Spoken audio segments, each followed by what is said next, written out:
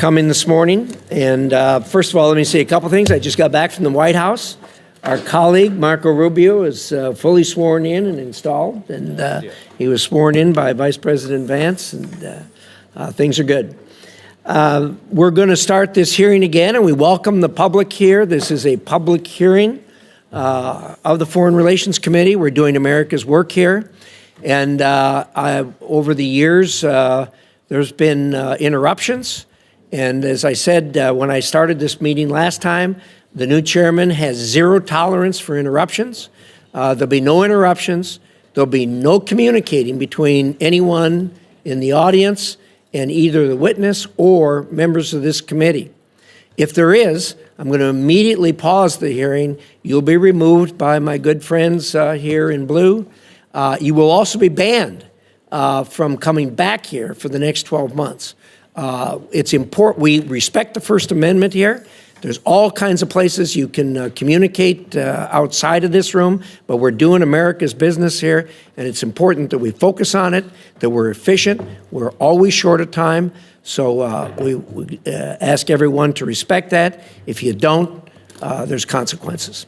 So with that, Madam Chairman, did you have anything to add to that, or Madam Ranking Member? I certainly support making sure that this hearing can be done in an orderly way that allows the witness to testify and allows members of the committee to ask their questions. So I support the chairman's efforts. Well, thank you very much. And with that, I'm going to make an opening statement. I will then refer to the ranking member to make an opening statement. We then have some distinguished colleagues to introduce. You got time to sit through our opening statements, or do you want to do your introduction? I know you both have important things you have to do. Your choice. Let our colleagues go, Mr. Chairman, if I may speak. Let our colleagues go. Don't do that to them. It's not that we want you out of here, but... Right. Can we go? Shelley, go ahead. Thank you. Thank you, Chair Risch and Ranking Member Shaheen, for welcoming me to the committee. And I want to thank my good friend, Elise Stefanik, for honoring me today to have the privilege to introduce her before this distinguished committee. And I also want to say what a privilege it is to share the podium with my friend Tom Cotton. Congratulations also to both of you, your positions on this committee. It is truly an honor to be here to introduce someone who I admire greatly. The job she has been selected to carry out for President Trump is not an easy one, but it is extremely important. In its early formation, it was believed that the United Nations required U.S. leadership in both its creation and in the actual business of the organization to prevent conflict and to advance freedom. But lately, when many of us look at the United Nations, this body that is meant to advance values of peace and freedom and human dignity, we don't see those American values reflected. We see rampant anti-Semitism against the world's only Jewish state as it faces attacks from all directions. We see oppression and aggressive autocrats celebrated and elevated to leadership positions.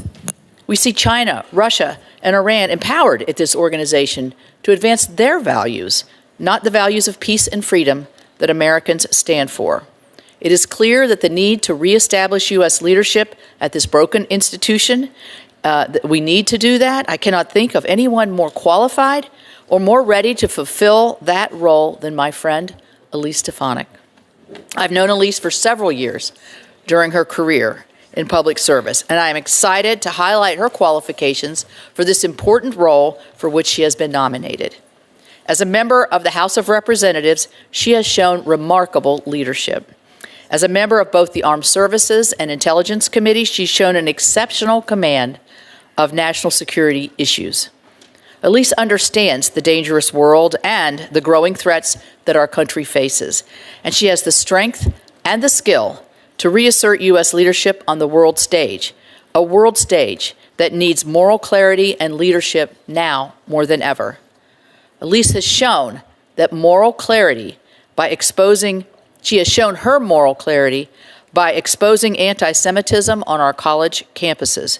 She has shown that moral clarity by posting on social media every single day about the innocent innocent hostages taken by Hamas during the horrific attacks of October the 7th, more than 450 days later. The United Nations is a tough place. Well, Elise is from New York, but Elise has never backed down from a challenge. At the time of her first congressional election, she was the youngest woman ever elected to the Congress in the United States history. She went on to become the youngest woman ever to serve in elected House leadership. And she will confidently and skillfully execute for President Trump and for all of the American people at the United Nations. Additionally, on a personal level, Elise is a good mother. You can see her son, Sam, back here, and she's such a good mother that they have Legos on the hold, ready to go. A great wife, a great daughter, and a wonderful friend. Her steady hand and genuine caring nature, combined with her fierce intellect, will bring exactly that person that President Trump and our nation needs at the United Nations. I look forward to voting to support her when I have the chance, and I thank all of you for the opportunity to have her before you today. Thank you. Thank you very much, Senator Capito. Well said. Senator Cotton. Mr. Chairman, Senator Shaheen, colleagues, it's my honor to join Senator Capito today in introducing my friend and colleague, Elise Stefanik, as the nominee for Ambassador to the United Nations. Elise has an outstanding record of fighting for America's interests at home and abroad, and I urge members of this committee to confirm her swiftly and hopefully unanimously. The United Nations today has many problems. Chief among them are communist Chinese influence and incessant targeting of Israel. From weeding out anti-Semitism to opposing harmful Chinese and Russian policies, the next UN ambassador must help restore sanity to the United Nations. And I can think of no better person for this role than Elise. In Congress, she has unapologetically stood up to our adversaries and will do the same at the United Nations. As a senior member of the House Armed Services Committee and the House Intelligence Committee, Elise understands the stakes of our competition with Communist China. She helped stand up the China Task Force in the House, which later became the bipartisan Select Committee on the Chinese Communist Party. She also led comprehensive legislation to deter China and strengthen the United States. I've had the privilege of partnering with Elise on several of these bills, including one to ban Chinese-owned tutoring companies at our Department of Defense and another to counter Chinese drones in America. I'm also confident in Elise's ability to stand up for Israel against the United Nations' often blatant anti-Semitism.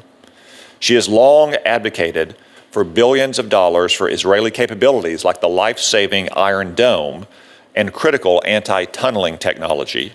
Her questioning of college presidents in defense of Jewish students set off shockwaves around higher education, resulting in the resignation of the Harvard and University of Pennsylvania presidents. She's also been a tireless advocate for hostages taken by Hamas. Elise has dedicated her career to public service. She started out working in the Bush White House before joining Congress to serve the people of northern New York. To her constituents, she's best known for working across the aisle to improve the lives of New Yorkers. At the UN, I know that she will continue to put Americans first. I commend President Trump for this nomination, and I'm grateful to Elise for once again answering the call of duty. I'd also like to thank her family, whose steadfast support has led her to this moment. Elise and her husband Matt are parents to their 3-year-old son Sam, who is apparently departing at this very moment. I'm sure that one day Sam will look at this moment and Elise's future service with much to be proud of, even if today, like my boys, he thinks it's mostly boring politics stuff.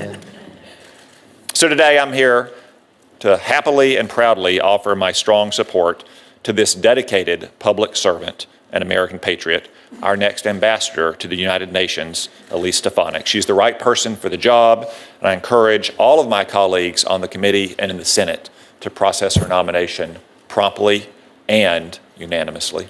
Thank you, Mr. Chairman and Senator Shaheen. Well, thank you, Senator Cotton, and again, well said.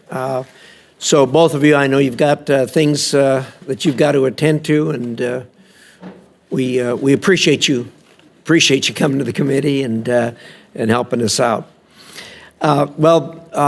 Representative Stefanik, welcome to our committee. You'll find us kind and generous most of the time, and we look forward to hearing from you. Senator Shaheen and I are going to make a few remarks, and then we'll yield to you and hear what you have to say.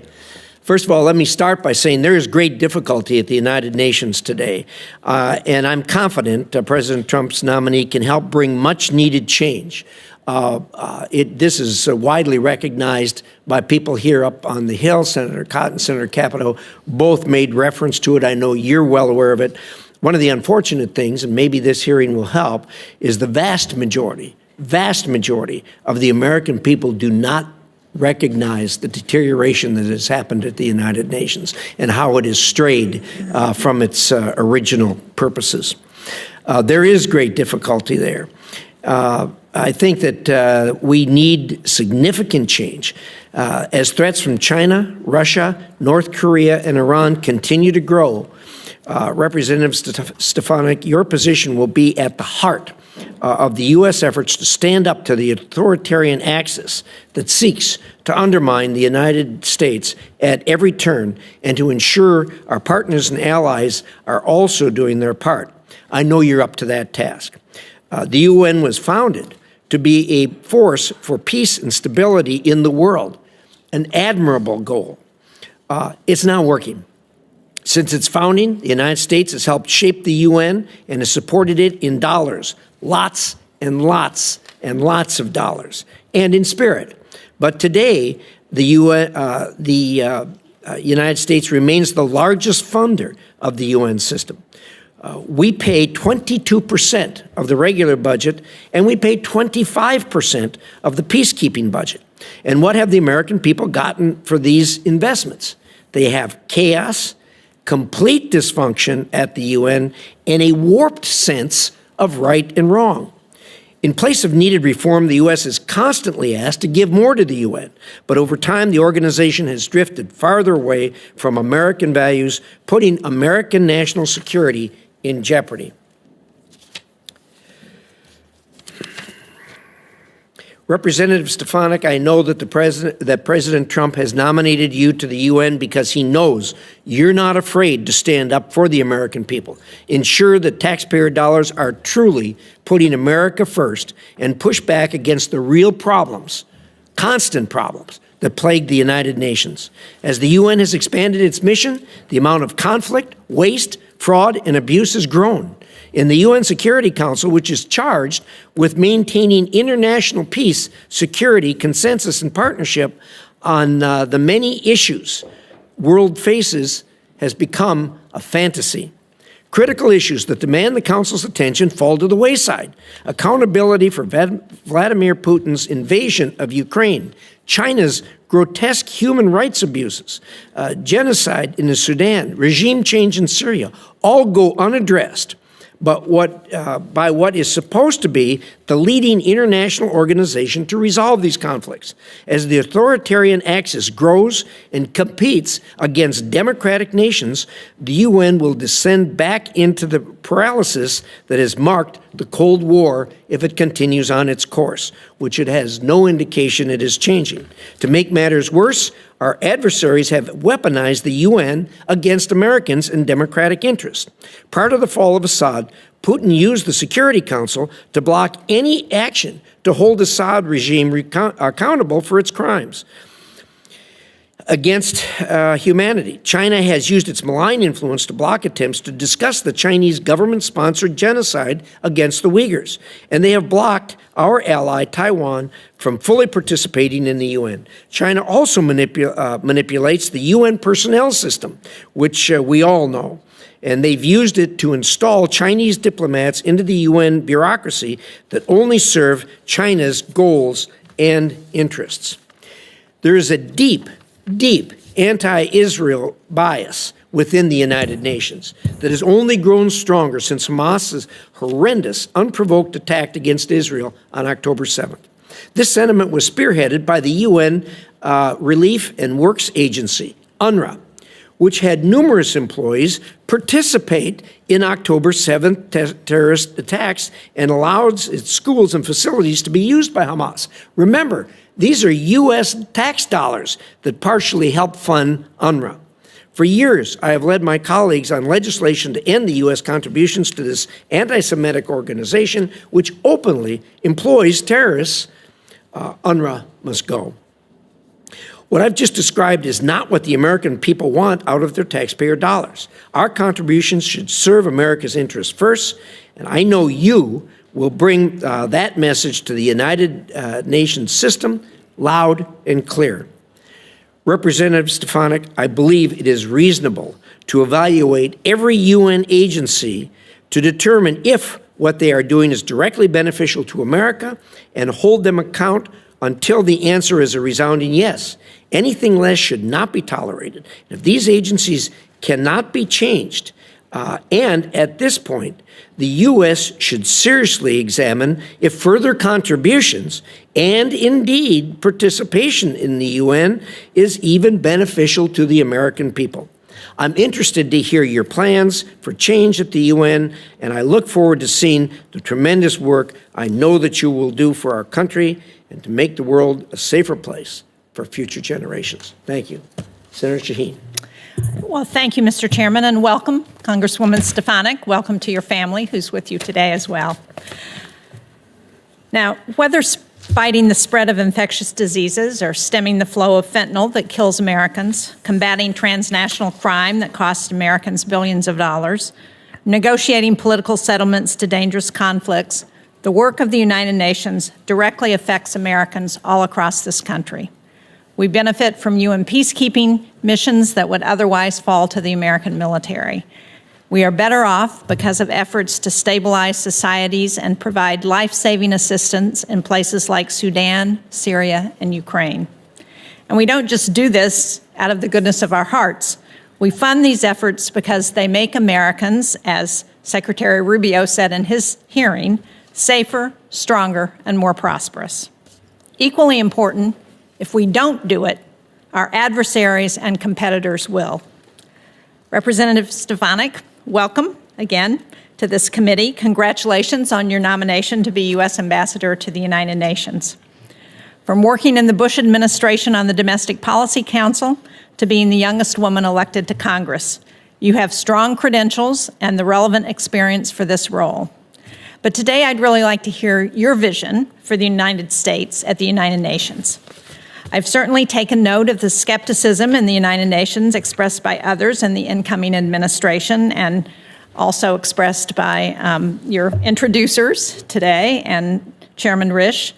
In the past, you have voted to defund the United Nations and its specialized agencies. Certainly, I would agree that the United Nations is an imperfect body, but the UN is also a force multiplier of American taxpayer money. U.S. disengagement is something our adversaries want, especially Russia and China. At his hearing last week, Secretary Rubio said China is our most potent and dangerous adversary, and Beijing's contribution to the UN is almost 7 times what it was 2 decades ago. China has had great success increasing the number of nationals employed at the UN, and so when we cut back, they are ready and very eager to fill that void. Under the first Trump administration, the U.S. withdrew from UNESCO, an agency that, among many things, combats anti-Semitism and establishes international technology standards that affect our industries. When we stepped back, Beijing stepped in and is now UNESCO's largest financial contributors. So I'm really interested in your thoughts on how the U.S. can compete with China across every United Nations agency. One agency at the UN that I think is particularly important is the UN Population Fund, or UNFPA. Globally, 1 in every 5 girls is married before reaching age 18. Too many girls in too many countries, as you know very well, face female genital mutilation and forced child marriage. UNFPA provides critical reproductive and maternal care.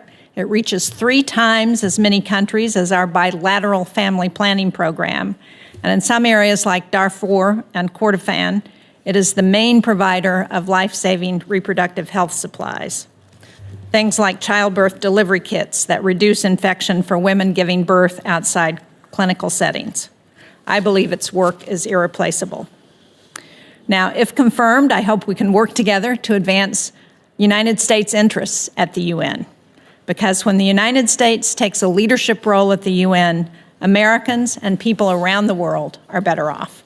Thank you, Mr. Chairman. I welcome the testimony of Congresswoman Stefanik and hearing her views. Thank you so much, Senator Shaheen. And Representative Stefanik, the floor is yours. Chairman Risch, Ranking Member Shaheen, distinguished members of the Senate Foreign Relations Committee, thank you for the opportunity to appear today. I would also like to thank the senators from both sides of the aisle who met with me over the past several weeks. It is the honor of my lifetime to earn President Trump's nomination to serve in his cabinet as U.S. Ambassador to the United Nations. If confirmed, I stand ready to implement President Trump's mandate from the American people to deliver America First, peace through strength, national security leadership on the world stage. Before I begin, I'd like to personally recognize my family. We all know in public office that we would not have the opportunity to serve were it not for the support of our loved ones. I'd like to begin with my mom, dad, and brother, Melanie, Ken, and Maddie. My dad was here with me today, and my mom and brother are watching closely from upstate New York. There is no question that I would not be here without their lifetime of unconditional love, support, and encouragement, and for that I am forever grateful. I also want to thank my incredibly supportive husband, Matt, who is also here, and of course, most importantly, our pride and joy, our 3-year-old son, Sam, who made his debut in the U.S. Senate. He is comfortable on the House side, it's new in the Senate, so thank you for the warm welcome. Sam is by far our greatest blessing. Of all the titles I have held, Congresswoman, Chairwoman, Representative, or Ambassador if confirmed, my most important title will always be Mom. I appear before you today as a daughter, sister, wife, mother, Congresswoman, a patriotic upstate New Yorker, and a proud American. I believe deeply in the American dream because I've had the opportunity to live it. I was born and raised in upstate New York, the cradle of the American Revolution. I grew up in a small business family where my parents instilled in me the importance of hard work, ingenuity, and grit.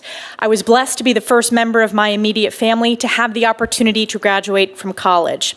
I graduated from Harvard with honors and then worked at the White House, in the West Wing, on the Domestic Policy Council, and in the Chief of Staff's office.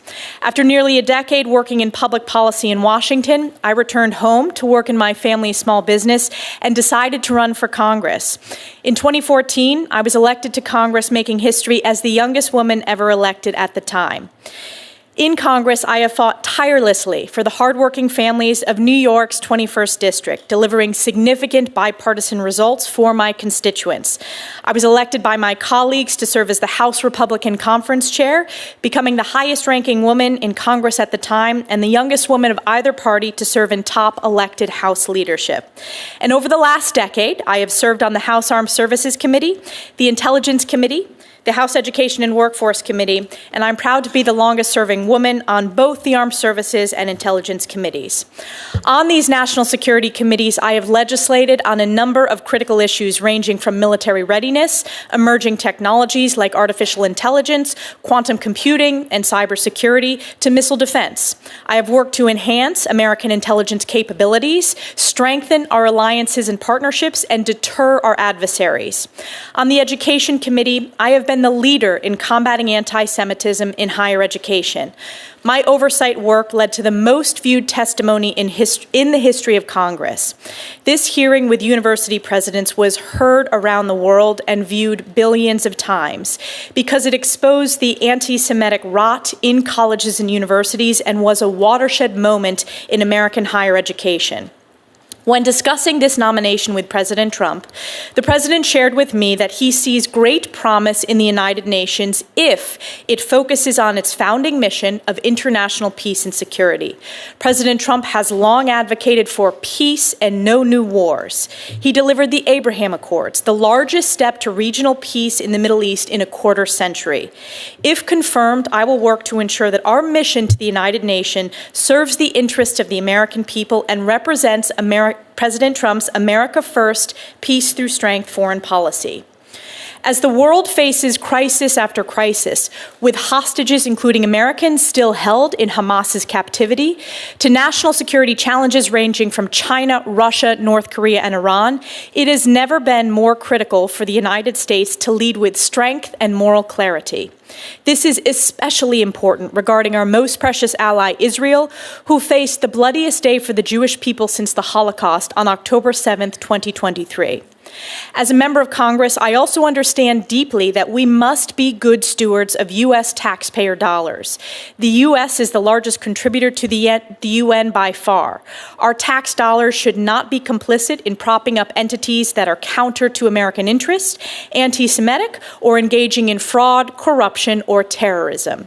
We must invest in programs to strengthen our national security and deliver results. To increase the efficacy of UN programs, we must drive reform. If confirmed, I will be the first UN ambassador in over 2 decades to come directly from Congress, and I have deep respect and understanding of the oversight and appropriations role of the legislative branch, and I look forward to using my strong House and Senate relationships to deliver these much-needed reforms. We are truly at a critical point in history. The world must be reminded of the key mission of the United Nations and America's role as its formative leader. Following the devastation, carnage, and Holocaust of World War II, the world was desperate for peace, stability, human rights and dignity, and world order. As outlined in Article 1, Chapter 1 of the UN Charter, the purpose of the United Nations is to maintain international peace and security, develop friendly relations among nations based on a shared respect for the principle of equal rights, solve international problems, and harmonize the actions of nations in the attainment of common ends. The UN has not lived up to this founding mission, and we must demand better. It is imperative to ensure strong American leadership at the United Nations. I share President Trump's vision of a UN reformed by strong America first, peace through strength, and a return to this founding mission of promoting peace and security around the world. In closing, I will forever be grateful to my constituents in New York's 21st District for giving me the opportunity to serve them as their voice at the highest levels of Congress. 10 years ago, upstate and North Country voters took a chance on a young, first-time, unknown candidate who very few believed could win.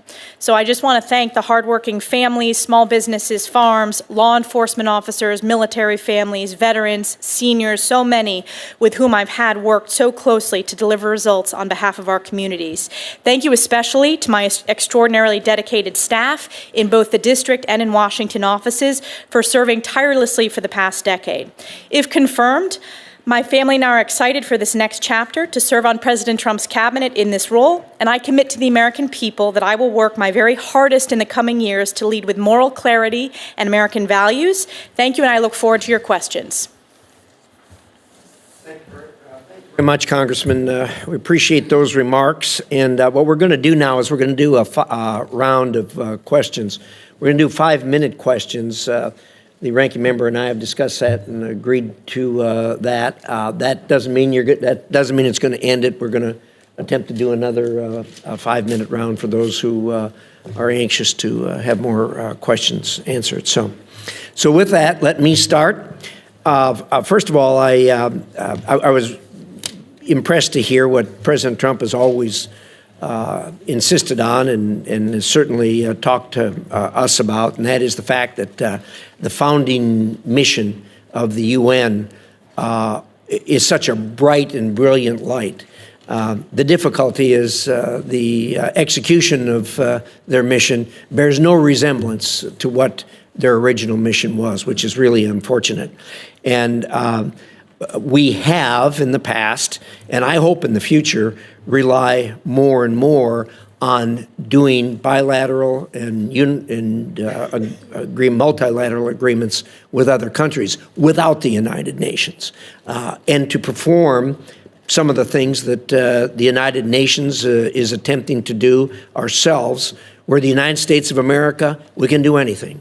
And we certainly can perform those functions. The best example I can give you is the Abraham Accords. The Abraham Accords are probably going to be looked at in history as a turning point in the Middle East. It was done under President Trump last time. It was President Trump's administration who was the leading force on this, and the United Nations had absolutely nothing to do with it. And it is a great success in the Middle East, or a place where you see very few great successes. So we can do these things. We put a tremendous amount of money into the United Nations to do things that we can do. For instance, feeding folks. We do a lot of it ourselves through USAID, but we do a lot through the UN. In doing that, the UN has hired, for instance, UNRWA to do it, an organization I don't want anything to do with. I don't want any connection to UNRWA. And yet here we are working with them.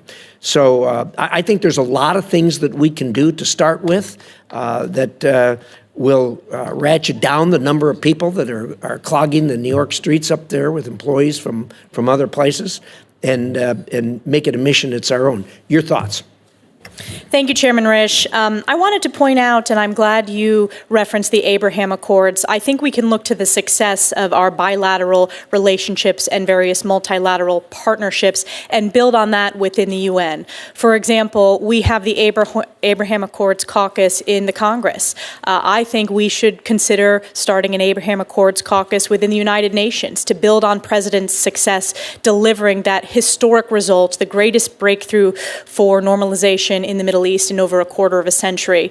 I do share your commitment, Chairman Risch, to being good stewards of U.S. taxpayer dollars and ensuring all of our investments to any foreign policy strategy, and this goes hand in hand what Secretary Rubio testified, represents our American interests. Does it make America safer? Does it make America stronger? And does it make America more prosperous? So I hope to work effectively with this committee, our oversight members and our appropriators, to ensure that we deliver reform and ensure that each dollar is going to strengthen our national security. I think we can look to the programs that are successes, which typically have strong American leadership and voluntary funding. One example is the World Food Program, which has significant bipartisan support on this committee, in both chambers of Congress, and it's supported by the American people. And oftentimes, the most successful agencies within the UN, they have transparency, accountability standards, and are led either with strong American leadership or allied countries. So that's a bit of feedback to your question. Well, thank you. I appreciate that. Just very quickly, one of the things that has really concerned me in recent years is we keep getting outvoted at the UN. And it turns out that every country has one vote. And then when you look around and you look at these countries that are voting against us, you find out that you got the Chinese in there spreading money throughout their government, to individuals in their government, to projects in these dinky little countries, and they buy their vote. This is a real problem, and it's a kind of thing that gets us to the point where we can't even get a resolution that condemns Russia for their invasion of Ukraine, in absolute violation of the foundations of the United Nations. And when the Secretary General comes to see me, I always crank on him and say, look, you guys can't even get a resolution condemning this. What are you doing for us? How are you making this work? And I get a word salad in response. Your thoughts on this problem with the Chinese buying off these smaller countries? It is no question, Chairman Risch, that the CCP has made significant inroads. This is a long-term strategy that they have at the United Nations, and we need to have strong American leadership working with our allies to push back on this. As you pointed out, every country, no matter what its size, gets one vote. I believe we need to have a strategy to push back, particularly on the CCP's inroads within the global south and even within the Western Hemisphere.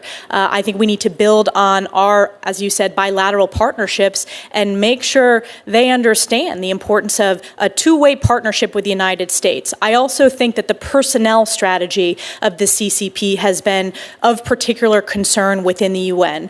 Clearly. China has made inroads in placing CCP leaders and Chinese diplomats in positions as head of various sub-UN agencies, but also at the most junior level. So we need to have a human capital strategy working with our allies to push back on that. I appreciate your thoughts in that regard, and I certainly have no objection to countries having a vote.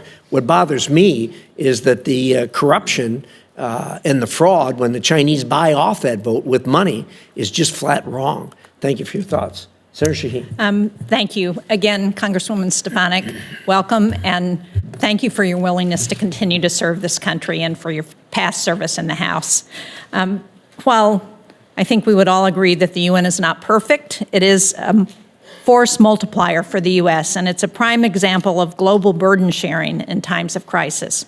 I was pleased to see that the Trump administration will maintain this position, U.S. Ambassador to the United Nations, as a cabinet-level position. Now, you've talked a little bit about this already in your responses, but how will you make sure that the work of the UN is understood to help advance U.S. interests around the world? And more important, how can you help convince members of Congress who are skeptics that our contributions and leadership in UN agencies must continue in order to prevent China, Russia, Iran, and other U.S. adversaries from assuming these roles? Thank you so much, Ranking Member Shaheen. I appreciated our opportunity to visit ahead of time. I will start with your question related to how we convince the American people and elected officials of the importance of investments. I think, as I pointed out to Chairman Risch, doing a review of all of our dollars going into various UN agencies and looking at what are most effective. Typically, UNICEF is another example, in addition to World Food Program. We voluntarily commit, it maintains bipartisan support, and it delivered significant results for millions around the globe, and it strengthens our national security. So when it comes to those key questions, does it make America safer, stronger, and more prosperous? I believe those are examples of programs that do.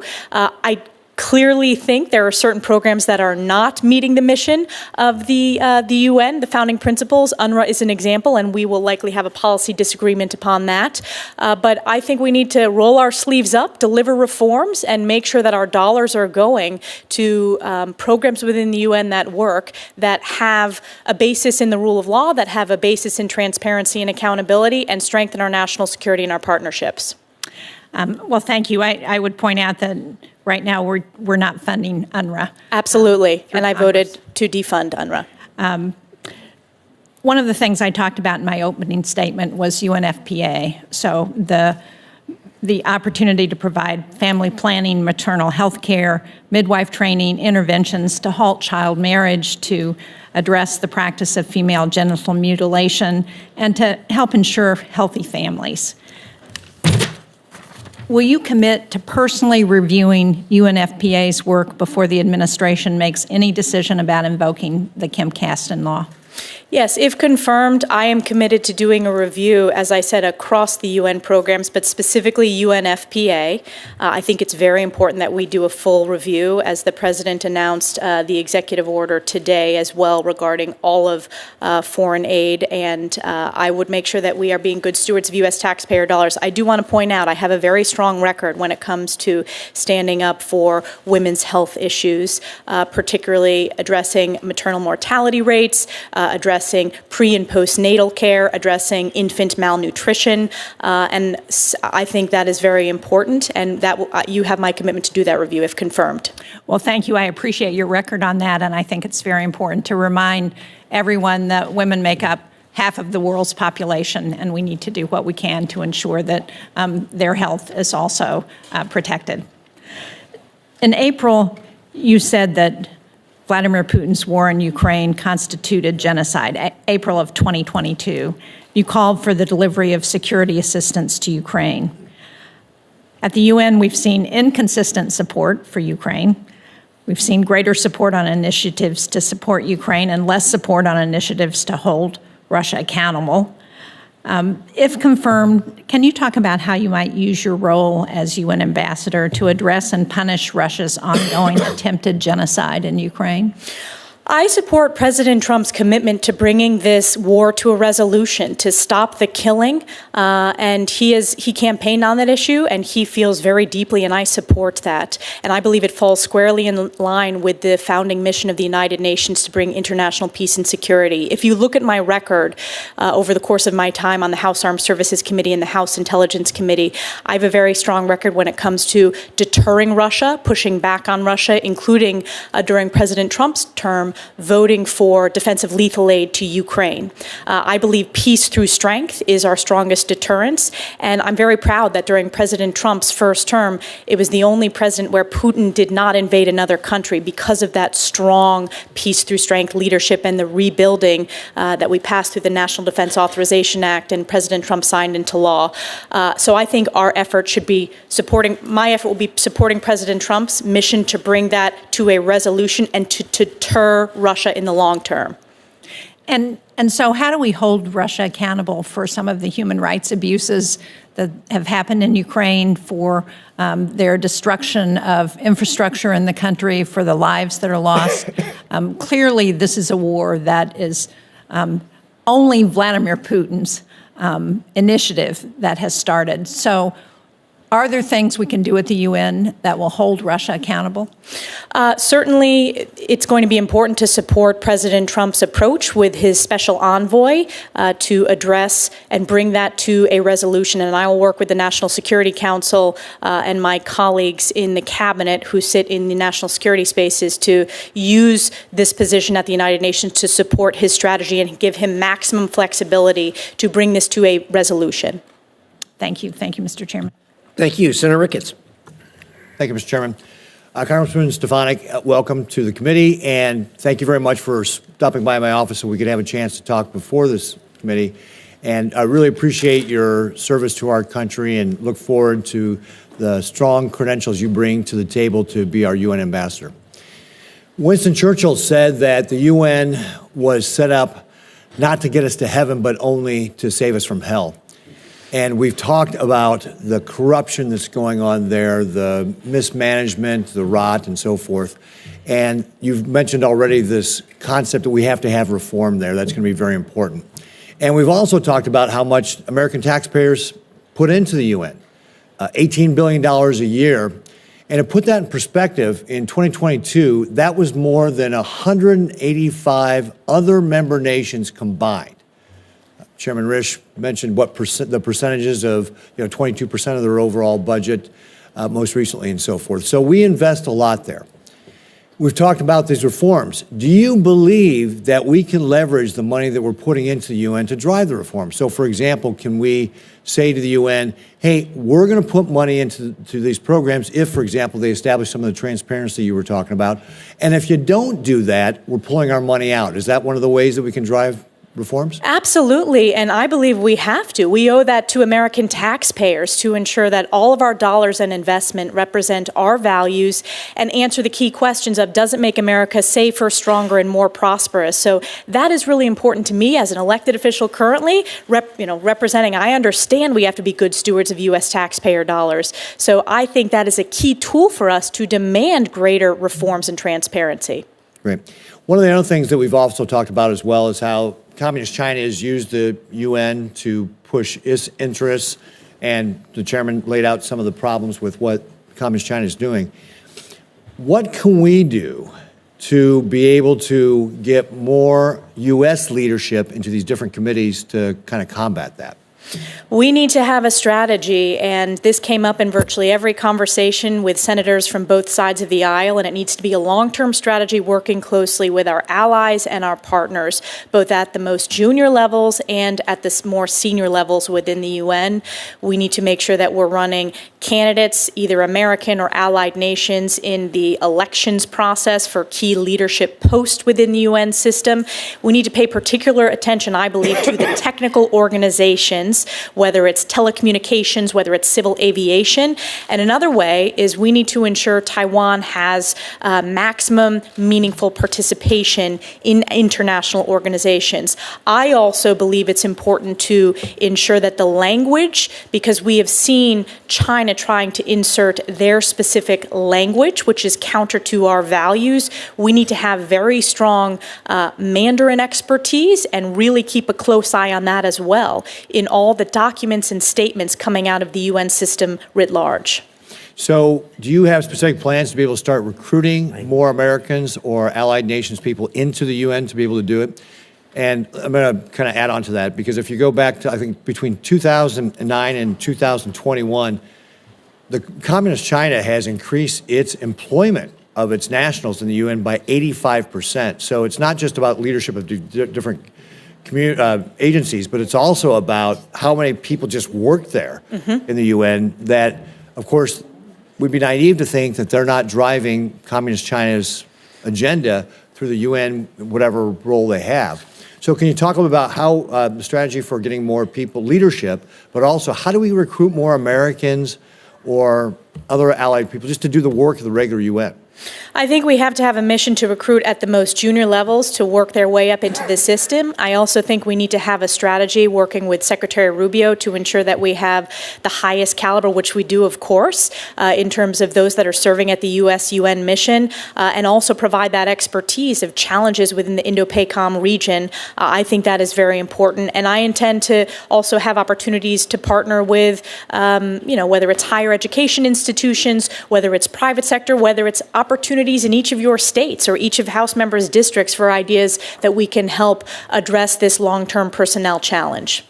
Yeah, I think that's going to be a key thing for us to be able to reach out and find new ways to be able to recruit people in, because if we don't have our people in the UN, we're just leaving it open to Communist China to be able to do what they're doing. And this is one of the ways they're trying to displace us as the world power, as Xi Jinping has laid out very clearly that he wants to do. So I look forward to potentially another round of questioning. So thank you, Mr. Chairman. Thank you very much, Senator Ricketts. Senator Coons. Thank you, Mr. Chairman, and thank you, Congresswoman, for your willingness to continue serving. My welcome to your family, to Matt and to Sam, who I hope will get to enjoy some of this hearing in person. And I enjoyed our conversation and look forward to working with you. I'll just continue briefly on the conversation you were just having with Senator Ricketts. I think our global network of alliances and partnerships and our values are critical to our strength, stability, prosperity, our security. And we've got a global network of allies. China does not. They have nervous neighbors, they have client states, they use coercion, but they do not have genuine allies, as we do. And so they have made a concerted effort to use the UN system to advance their interests, both their different idea and standards for human rights. We believe in an individual right to liberty. They talk about collective rights. We have different standards. We want 6G to be built out on U.S. and Western-friendly standards. They want their standards. So I couldn't agree with you more that fighting for leadership of technical organizations. In the previous Trump administration, I worked closely with his PTO director to make sure that the World Intellectual Property Organization wasn't run by a PRC national, and the ITU, as we spoke about. So I think it's critical. We do have a strategy. I worked closely with Ambassador Linda Thomas-Greenfield on this. As the chair of the appropriating subcommittee, Senator Graham and I worked well together with her to increase funding for junior professional officers, to increase funding for the U.S.-UN mission. If confirmed, will you commit to continuing this work to make sure that Americans and American-friendly leaders compete for and succeed at leading the technical organizations of the UN and compete for and succeed at staffing the junior levels of the UN? Yes, thank you, Senator Coons, and I enjoyed our discussion. This is one of my top priorities, and this, you're seeing it came up in, as I mentioned, every single conversation. I think the success story of successfully having a candidate defeat China's candidate into intellectual property organization, that is a model that we need to continue to use in these other technical organizations. And that is, there is bipartisan support. As Tom Cotton mentioned in his opening statement, I was one of the founding members of the China Task Force, which of course led to the setting up of the bipartisan China Select Committee. So there's bipartisan interest, and I also support your approach of strengthening and building on our strong alliances, whether it is AUKUS, whether it is building on the relationships within the Quad, whether it's ASEAN. We have an opportunity to build on those organizations, I think, as partnered within the UN system. Chairman Risch referenced the sometimes frustrating dysfunction of the UN Security Council, the fact that both Russia and China have used it to block accountability measures. The General Assembly did pass an overwhelming resolution condemning Russia's brutal invasion of Ukraine, but we couldn't get it through the Security Council. The Security Council did, in September, unanimously pass, because of American leadership, a resolution continuing sanctions, visa bans, an arms embargo for Sudan. So it is not completely without merit. But one of the things the Biden administration advanced was UN Security Council reform to broaden its membership, as you referenced, to include the Global South and to try and move the Security Council more into a functional body. What are your views on what you should do to continue that agenda? Certainly when it comes to UN Security Council reform, it is very complex. It is very challenging with both Russia and China and the veto on the P5.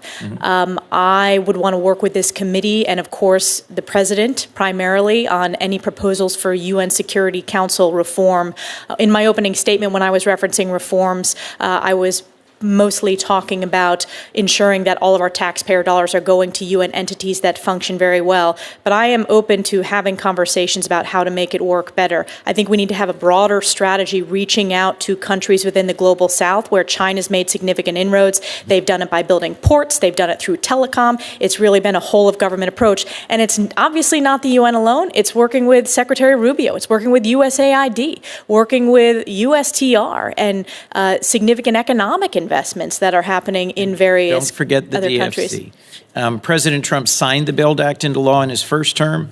The Development Finance Corporation is a critical tool in our toolkit.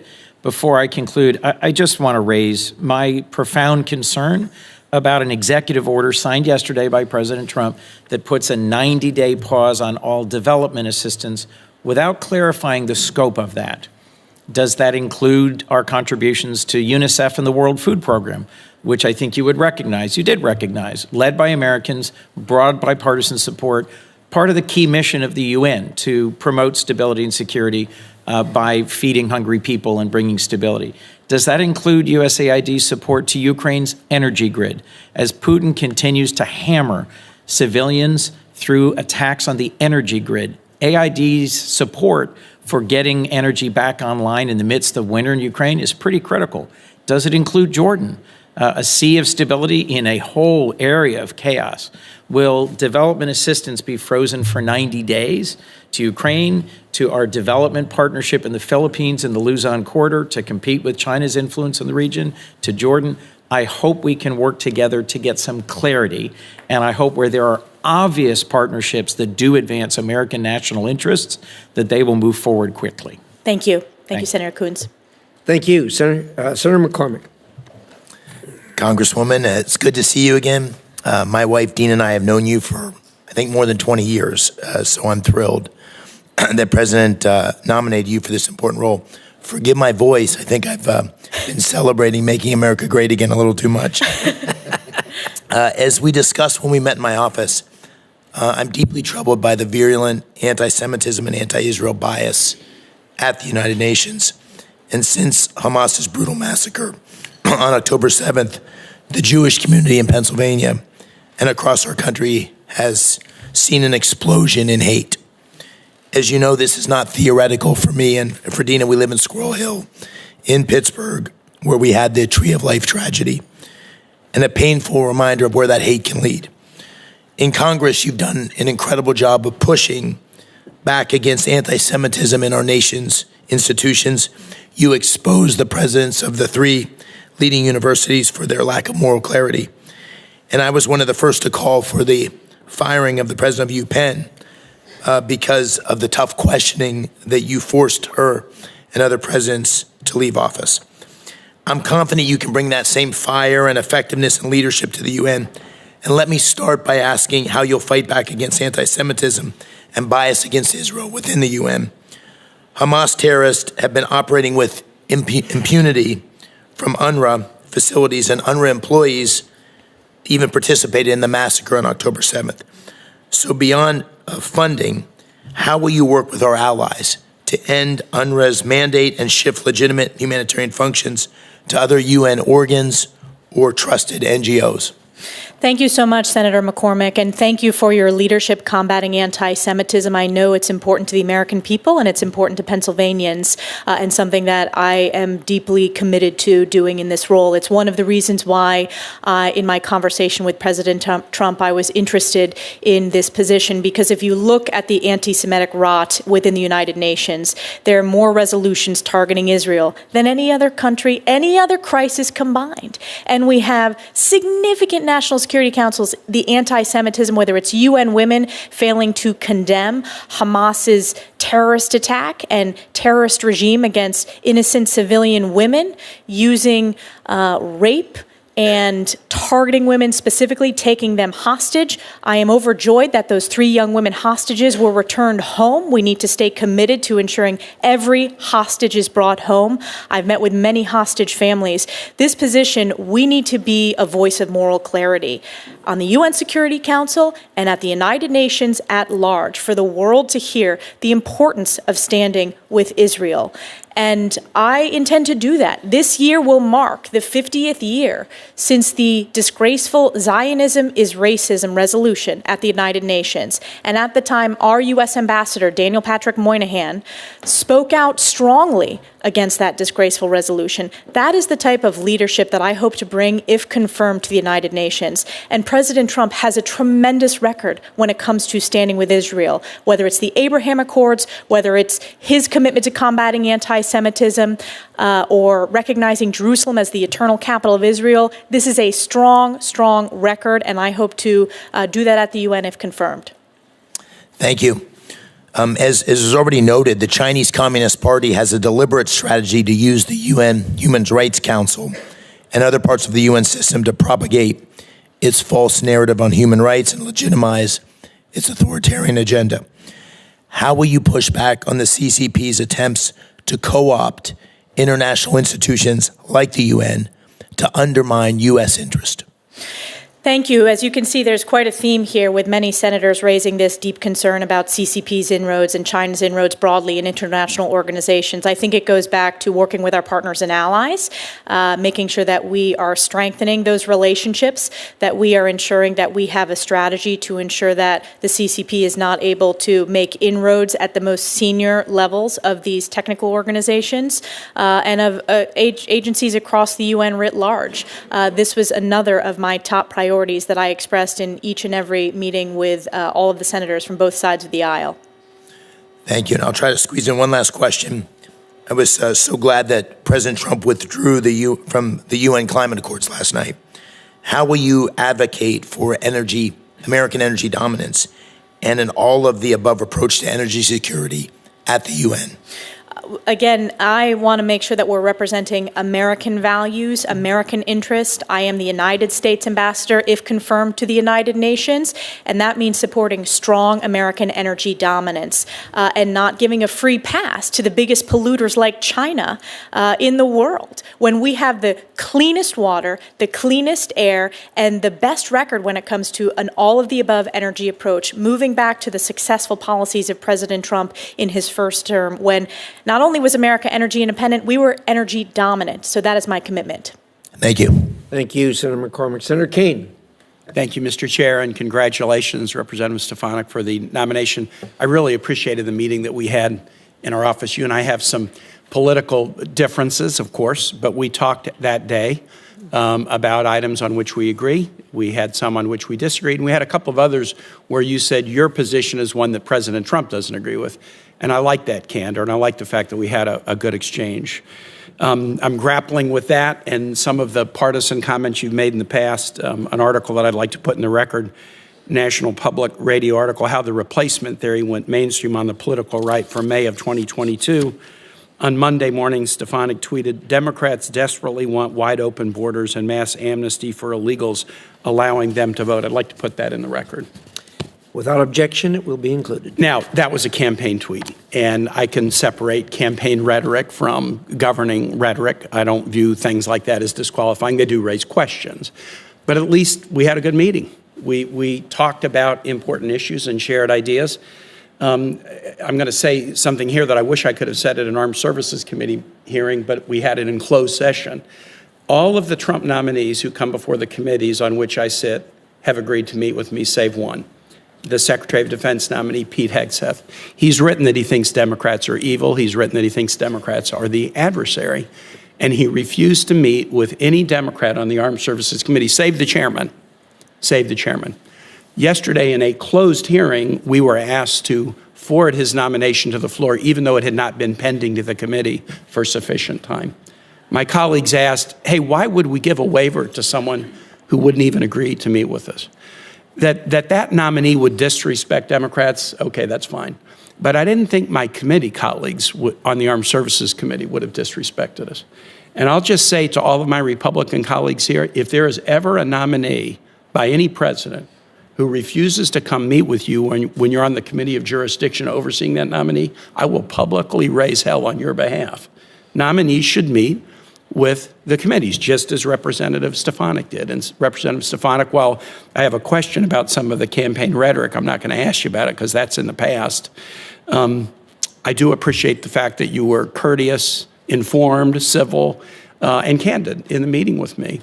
I told you I had two concerns, engagement and the Western Hemisphere. You've convinced me that you were nominated for this position not to disengage, but to engage, and I appreciate that. In fact, you wanted this position, and you wouldn't have wanted it otherwise, and that's great. On the Western Hemisphere, you're going to be working with the Secretary of State we approved unanimously yesterday, our colleague, Senator Rubio. Senator Rubio talked at some length about a number of topics on the Americas the other day, and I want to ask you about one that is particularly challenging right now, and that's Haiti. The situation in Haiti is a disaster. You know that. I mean, you've been on these committees overseeing American national security, and you know that issues like Haiti create immigration challenges and all kinds of other challenges that are bad on the humanitarian front and can cause problems for allies like the Dominican Republic and cause problems for us. We now have a security operation in Haiti being led by Kenyans with the assistance of other nations, with the financial support and assistance of the United States. Senator Rubio talked at some length here on last week about how important it was that we stay engaged on that. I'd like to know kind of what your thought would be, should you be confirmed at the UN, for what the U.S. can do to try to help Haitians find a next chapter that is a peaceful one. Yes. Thank you, Senator Kaine. Appreciate the opportunity to sit down with you. I know we serve on the National Endowment for Democracy together, and there's been significant bipartisan results delivered through that program funded by Congress. I wanted to just point out I stand strongly for border security, and that was what the tweet you referenced was related to. And I would point out that in the sector that I represent, the Swanton sector, there was a Border Patrol officer killed in the last 24 hours. Are there any Democratic senators that you think are for open border and mass amnesty for illegal undocumented Well, people? I would point out that Democratic think tanks and rhetorics have talked about... I'm asking about senators. Any Democratic senators you would level that charge against? I think there are Democrat senators who have supported open borders. What I was doing is clarifying when you pointed out a headline from an article. Not a headline, a quote of yours. Which was related to border security, and we just had an overwhelming popular vote for President Trump, where border security was top of the mind. Well, I think it's important to note, I do stand by my rhetoric standing up for strong borders, and the American people overwhelmingly support that. Related to your question related to Haiti. My time is over, so let me just conclude and say this. When I've been on this committee and in the Senate, I was part of a bipartisan deal that put $46 billion of border security on the table that the House Republican majority killed, and another deal that put $25 billion of border security on the table in 2018 that President Trump killed. And I was just part of a bipartisan deal in the last year that was significant about bipartisan border security on the border that President Trump killed. The notion that Democratic senators are for open borders and allowing illegal aliens to vote is a fantasy. And so I really appreciate the opportunity to meet with you. But now I have questions about if you'd fall for a fantasy. I'm going to have that to ponder that, and I yield back, Mr. Chair. I do want to address that, Chairman Risch, if you give me the latitude to do so. We are very proud that on the House side we passed H.R. 2, the most significant border security package that Chuck Schumer failed to bring up in the Senate. That would return to the effective policies of President Trump. And again, the American people voted loudly and clearly when it came to securing our borders and the failures of the past 4 years. I'm not going to apologize for my commitment to securing the border when I represent a significant part of the U.S. A major sector, the Swanton sector, where we've had a skyrocketing of illegals crossing there. On the issue of Haiti, which I think is important, and it is a bipartisan concern, obviously it's a humanitarian significant challenge in our hemisphere. Working with Secretary Rubio, we need to have a strategy. I'm deeply concerned. It is very complex. There is no simple solution.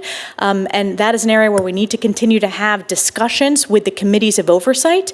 I'm very concerned on the Intelligence Committee briefings I've received about the crisis in Haiti. So I look to work with Secretary Rubio to support his commitment to the Western Hemisphere, specifically the complexities of the humanitarian challenges within Haiti.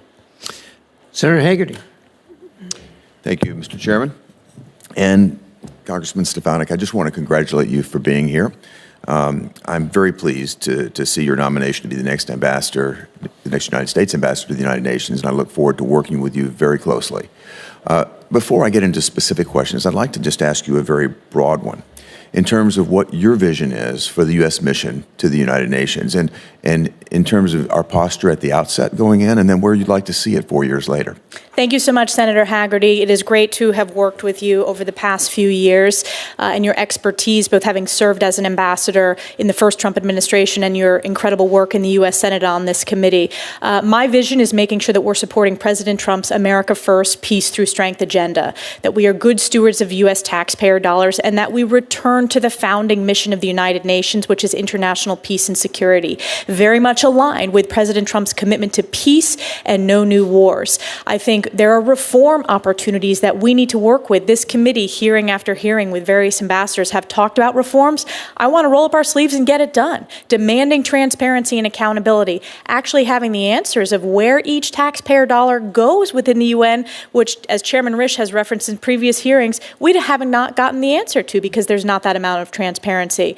Standing with Israel is critically important, particularly as there are hostages still being kept today by Hamas, pushing back on the CCP, and then strengthening our partnerships and allies, working with Secretary Rubio to make sure that his reform vision for the State Department, that, as he said in his hearing, this is not about reforming, it is about improving over the long term. We want to improve to deliver results.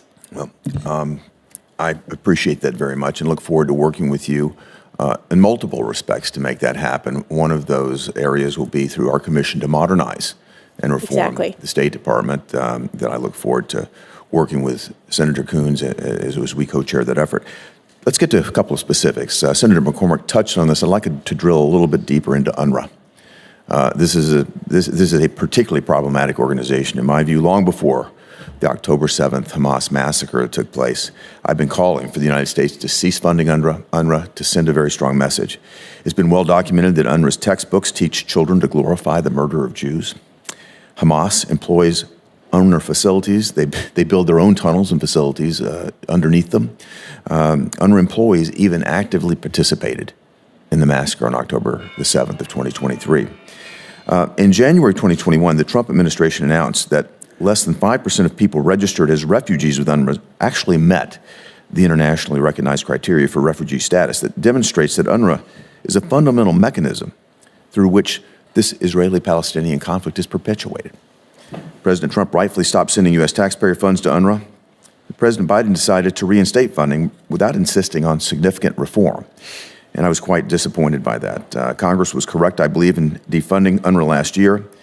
I believe the prohibition should be permanent. My question for you is, how do you think you should deal with UNRWA? How do you think we should address U.S. taxpayer funds having gone to an organization like that has been directly complicit in terrorism in the October 7th, 2023 attack? We should never tolerate any U.S. taxpayer funds going towards terrorism.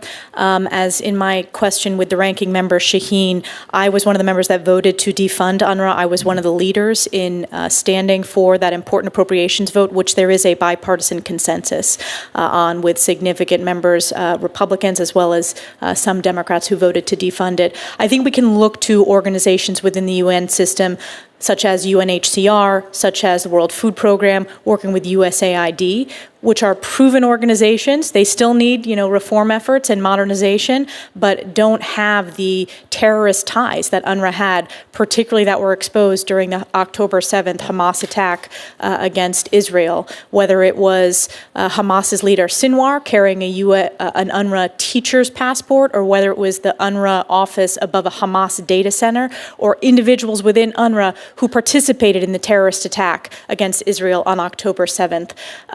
So that I fully support the president's commitment to defunding, and I'm proud to have voted for that in the Congress. Great. Well, I have several more questions, but I just want to touch on one last one very quickly, and that has to do with accountability at the World Health Organization.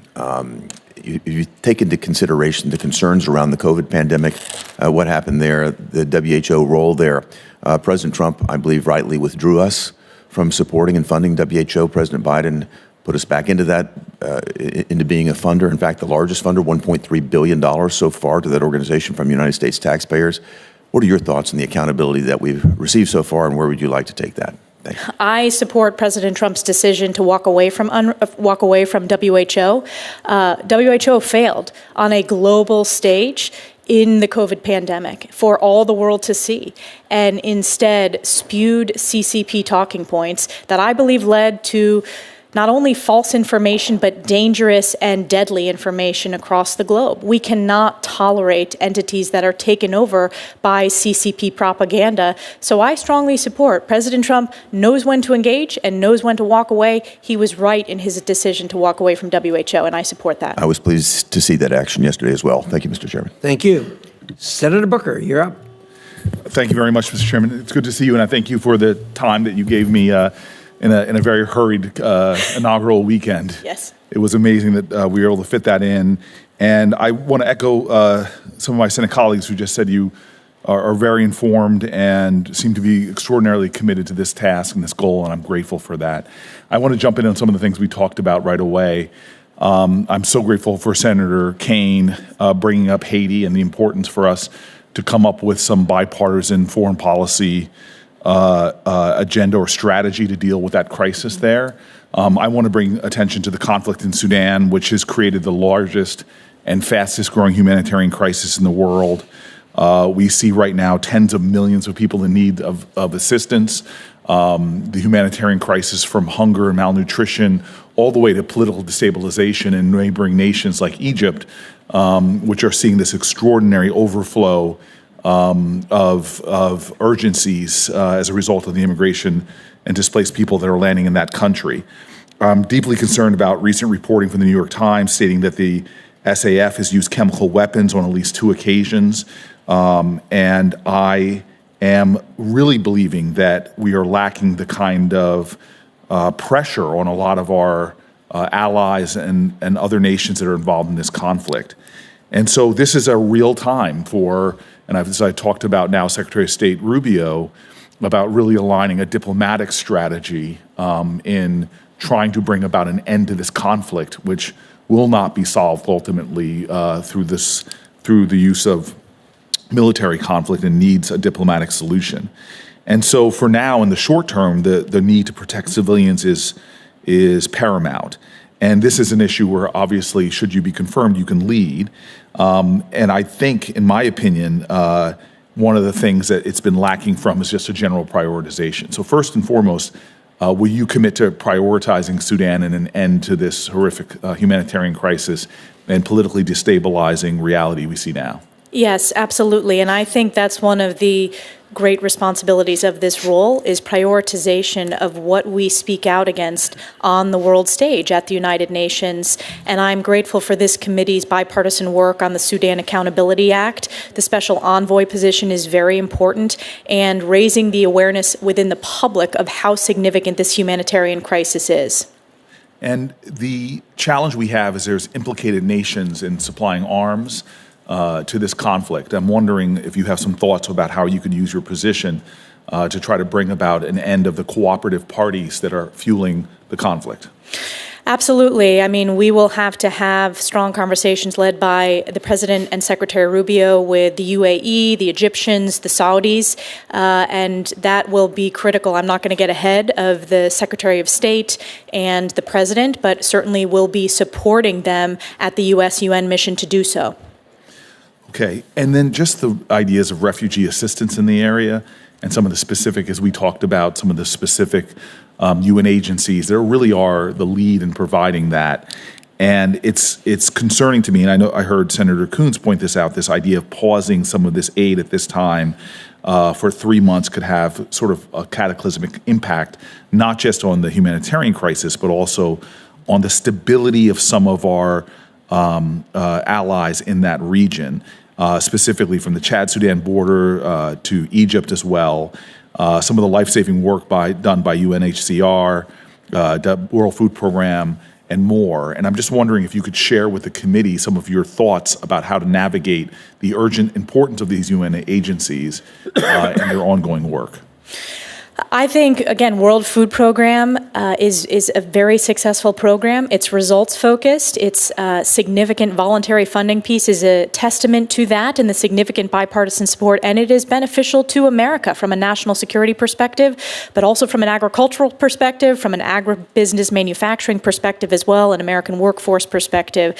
So I think we need to look at all of our programs, do an assessment of, do they answer the questions of, does it make America stronger, safer, more prosperous? That should be our guiding light, and America First, peace through strength. And I am very committed to ensuring that all the U.S.-UN programs that we do that assessment, and where America leads, I think we're going to come out in top in terms of the efficacy. And I'll just say in conclusion, because my time is up, the challenge we often have is we're reactive to crises, that if investments were made early on in the stability of nations, we could have done much better. And in many ways, with this global power contest between us and the Chinese, we allow them to get advantages from our lack of even engagement or focus.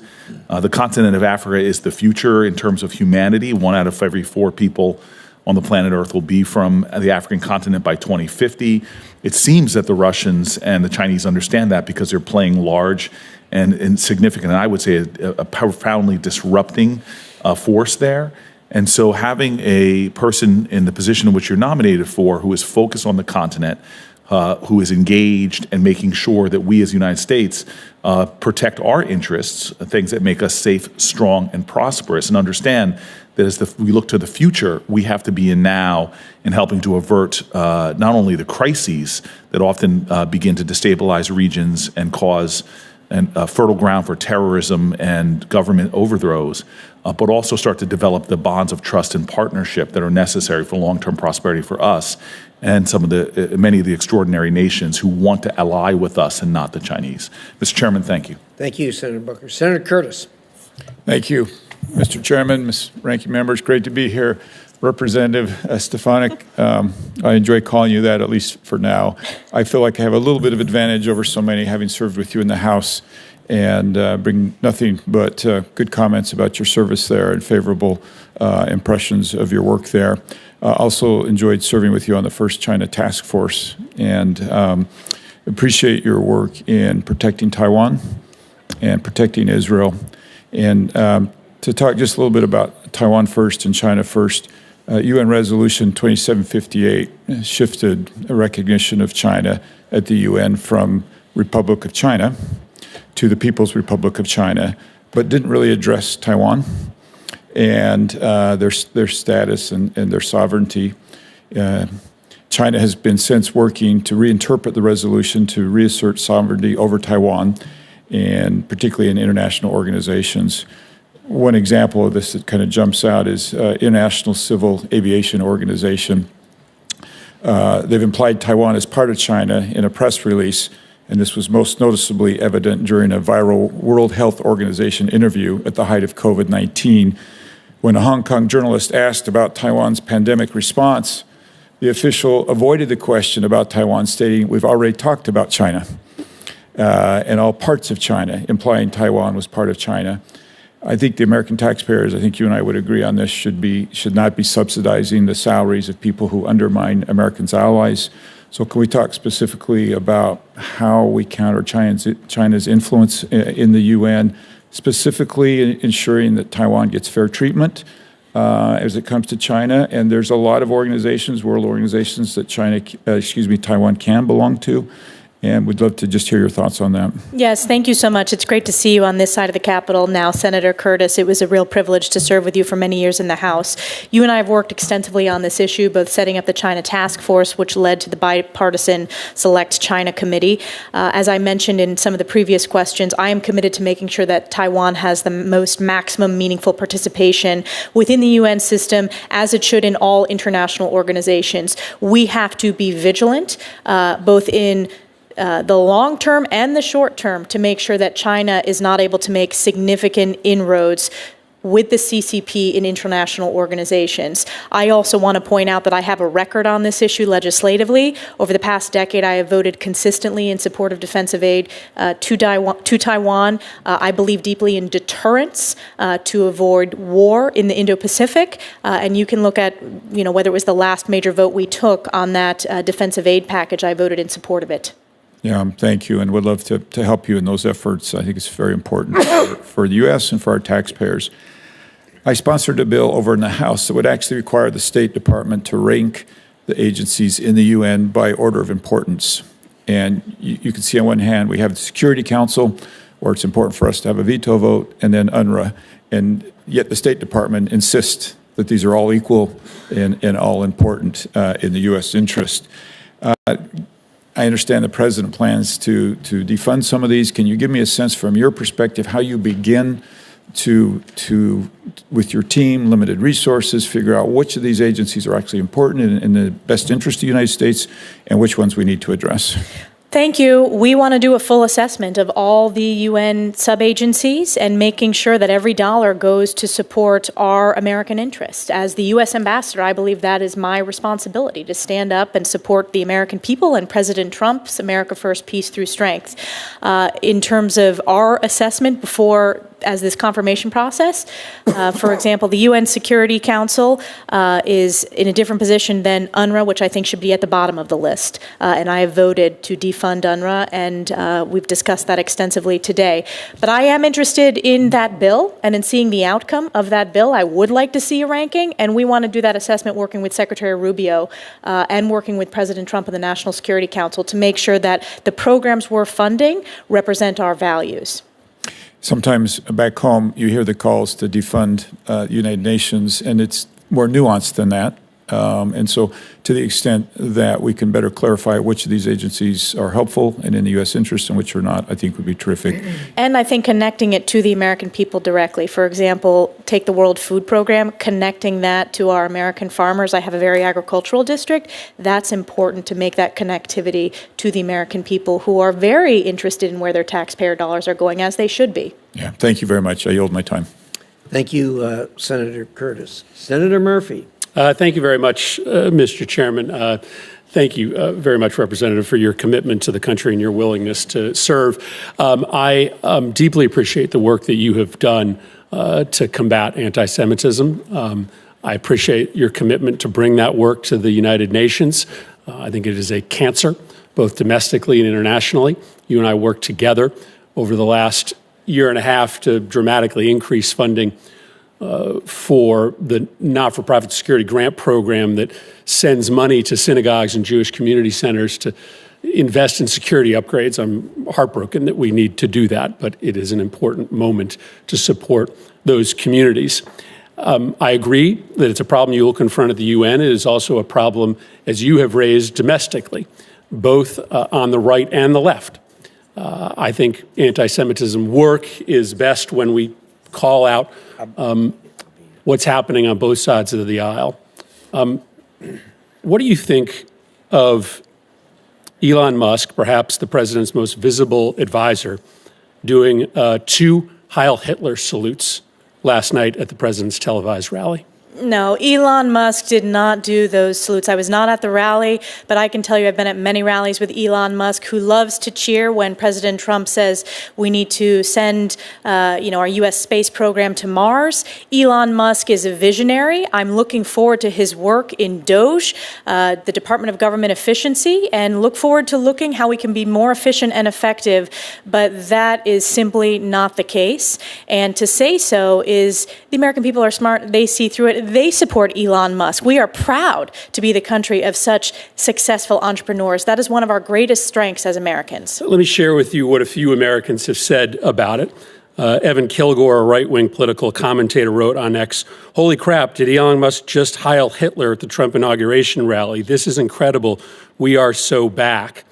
Andrew Torba, who's the founder of the right-wing Christian nationalist social platform Gab, said incredible things are happening as he amplified the visual. The Proud Boys chapter in Ohio posted the clip on a Telegram channel with the text "Heil Trump." A chapter of the white nationalist group White Lives Matter posted it on Telegram. "Thanks for hearing us, Elon. The white flame will rise again." I could keep going. Over and over last night, white supremacist groups and neo-Nazi groups in this country rallied around that visual. Does it concern you that those elements of the neo-Nazi and white supremacist element in the United States believe that what they saw last night was a neo-Nazi salute?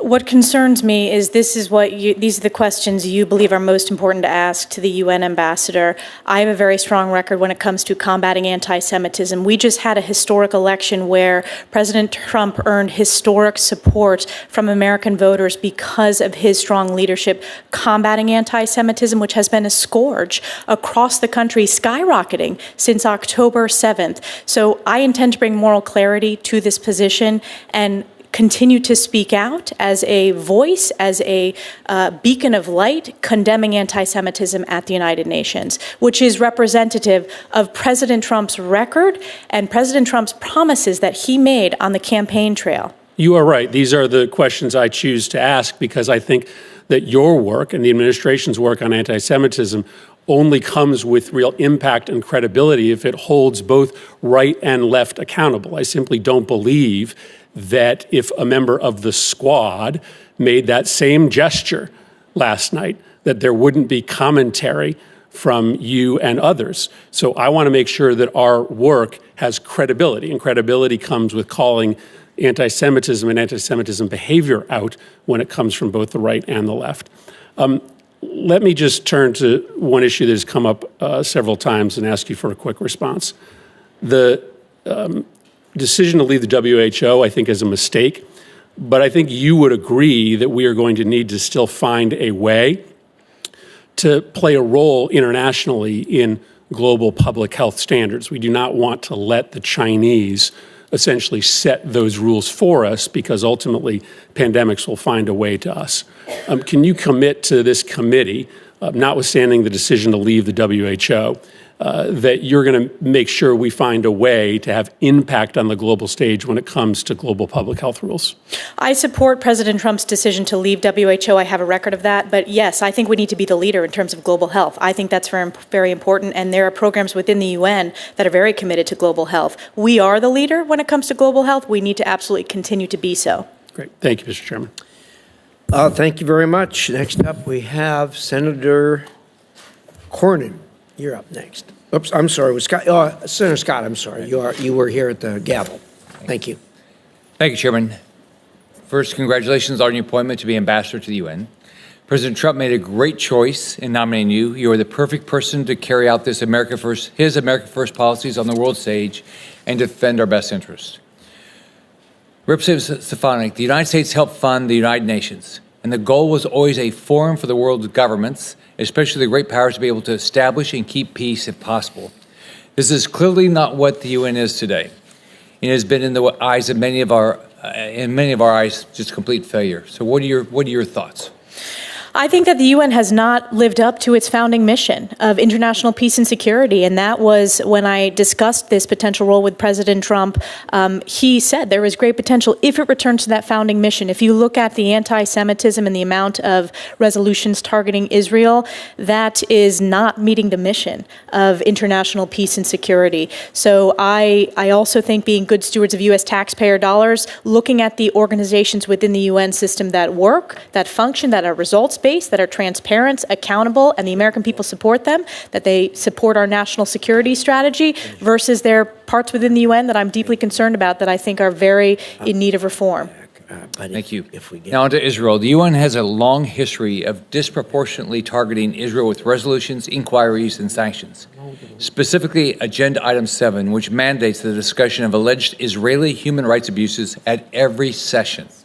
This agenda item is unique to Israel and is not applied to any other nation like China, Russia, Iran, North Korea, Cuba, or Venezuela, who all have documented severe human rights abuses. I'll just order the. Given that U.S. funding indirectly supports investigations and resolutions that single out Israel, what is your plan to increase transparency and accountability in the allocation of UN resources and American taxpayer dollars? I think this is a key question that I want to work with this committee. The chairman has spoken extensively in various hearings about the importance to know where every dollar goes within the UN system, and that is my commitment to do so, to deliver that transparency and accountability as part of this process, assessing all of our UN programs, our funding, to see if they're effective and if they are supportive of American values. And then if they're not, then we need to have serious conversations with our appropriators. Thank you. Many UN member states with barbaric human rights records are quick to criticize Israel while avoiding scrutiny for their own bad behavior. How do you plan to hold them accountable? I think holding them accountable with our voice is very important. Speaking out, that was one of the lessons in the committee hearing with higher education, with the colleges and universities. When you speak out with moral clarity, the world and the American people listen. We need to ensure we have that moral clarity with our U.S. ambassador to the United Nations every single day. In recent years, there have been calls to withdraw or reduce U.S. funding to UN agencies that are clearly anti-U.S., anti-West, and support the hostile states that use the UN for themselves and against us. What actions are available to you to make clear that the United States will no longer accept being treated this way at an international organization we largely fund? I think President Trump is the strongest commander-in-chief in terms of he knows when to negotiate and he knows when to walk away when organizations are counter to our national security or counter to American interests, whether it's the WHO or whether it is other organizations within the UN system like UNRWA, and I hope to support his leadership in this role. So I look forward to your tenure at the UN. I assume you'll be there Trump's entire term. At the end, what would you consider to be your success? What would you hope to say you accomplished in your 4 years? I would hope to accomplish support of President Trump's America First, Peace Through Strength. I would also hope to accomplish significant reforms to demand results and efficacy of every dollar that goes to the UN. For decades, this committee on a bipartisan basis has talked about the importance of reform. We need to get that done. I think it fits squarely with this Department of Government Efficiency and one of the major issues that the president campaigned upon. And I also want to make sure that every U.S. taxpayer dollar goes to support making America stronger, safer, and more prosperous, working directly with the Secretary of State to do so. And President Trump campaigned on peace and no new wars. He is the president of peace and no new wars. I also think we have a unique opportunity, for example, to build on the success of the Abraham Accords in this second term, and I hope to support that in this role. Thank you. You're going to do a great job. Thank you, Chairman. Senator Rosen. Well, thank you, Senator Ricketts, for filling in for Chairman Risch, and Ranking Member Shaheen for holding this hearing today. And thank you, Congresswoman Stefanik, for your decade of service in the House, for volunteering to serve our country in this new role. I enjoyed working with you when we were on the House Space Science and Technology Committee. I want to congratulate you again on your nomination. And I do really appreciate your comments today about how you'll tackle anti-Israel bias at the UN, which, of course, I'm also extremely concerned about, but is precisely because of that bias that I believe we must lean in to leadership at the UN, not diminish our role. And as you and I discussed last week, if we're not at the table, our seat will be taken by someone who does not share our values and does not defend our allies. And so I'm going to move on to some other questions that haven't been asked. And I'm going to move on to Lebanon because there's a lot going on. And the UN Security Council Resolution 1701 states there should be no armed presence in southern Lebanon other than the Lebanese armed forces. UNIFIL is charged with monitoring and enforcing this resolution.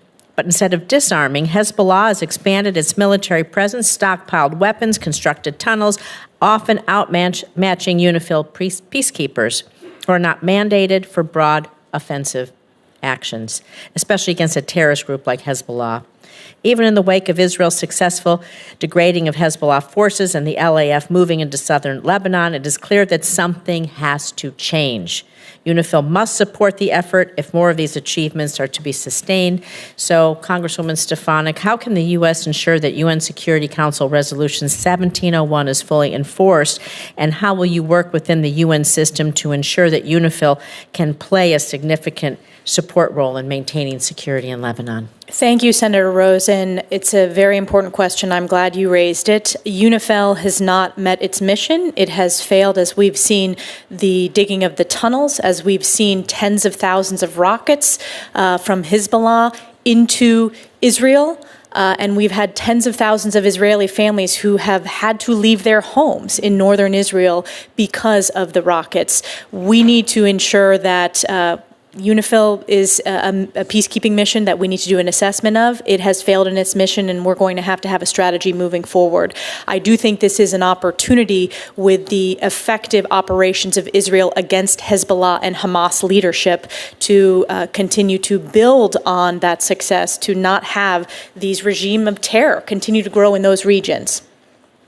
Well, thank you. I look forward to working with you on that. And staying in the region, I want to focus on Syria for a moment because the UN Security Council also has an opportunity to play a critical role in supporting Syria's political transition following the fall of Assad's brutal regime. The U.S. had previously supported UN Security Council Resolution 2254, which provided a roadmap for an inclusive, non-sectarian Syrian government. But this resolution was passed nearly a decade ago, and a lot has changed in the last 10 years. So what do you think the role of Security Council Resolution 2254 should play in Syria's future? If it is outdated, I know you'll take a look and review it. Do you have an opinion about what might need to change or how we respond to recent developments? I think it's a starting point that we need to look at. Obviously, this is a significant change within the region, within the Middle East, with the Assad regime, which I condemned consistently during my time in Congress. The brutality, the human rights, the chemical weapons used against the Syrian people. We need to be cautious and judicious with the new leadership in Syria. We cannot allow it to be a den of terror against its own people. So I would view that as a starting point as we discuss this on the National Security Council and as the President makes his decisions for the best approach when it comes to our approach to Syria. And being sure that we deliver that humanitarian aid that we need. I want to finish my last few seconds talking about UNESCO and artificial intelligence. So the field of artificial intelligence rapidly evolving, again, critical. We have a seat at the table to develop shared AI standards, guardrails, best practices. UNESCO has become an important forum for global conversations around the ethical development and use of AI and produced the first ever global standards on AI ethics in November of 2021. We know China's made a concerted effort to increase its engagement with standard setting bodies, including UNESCO.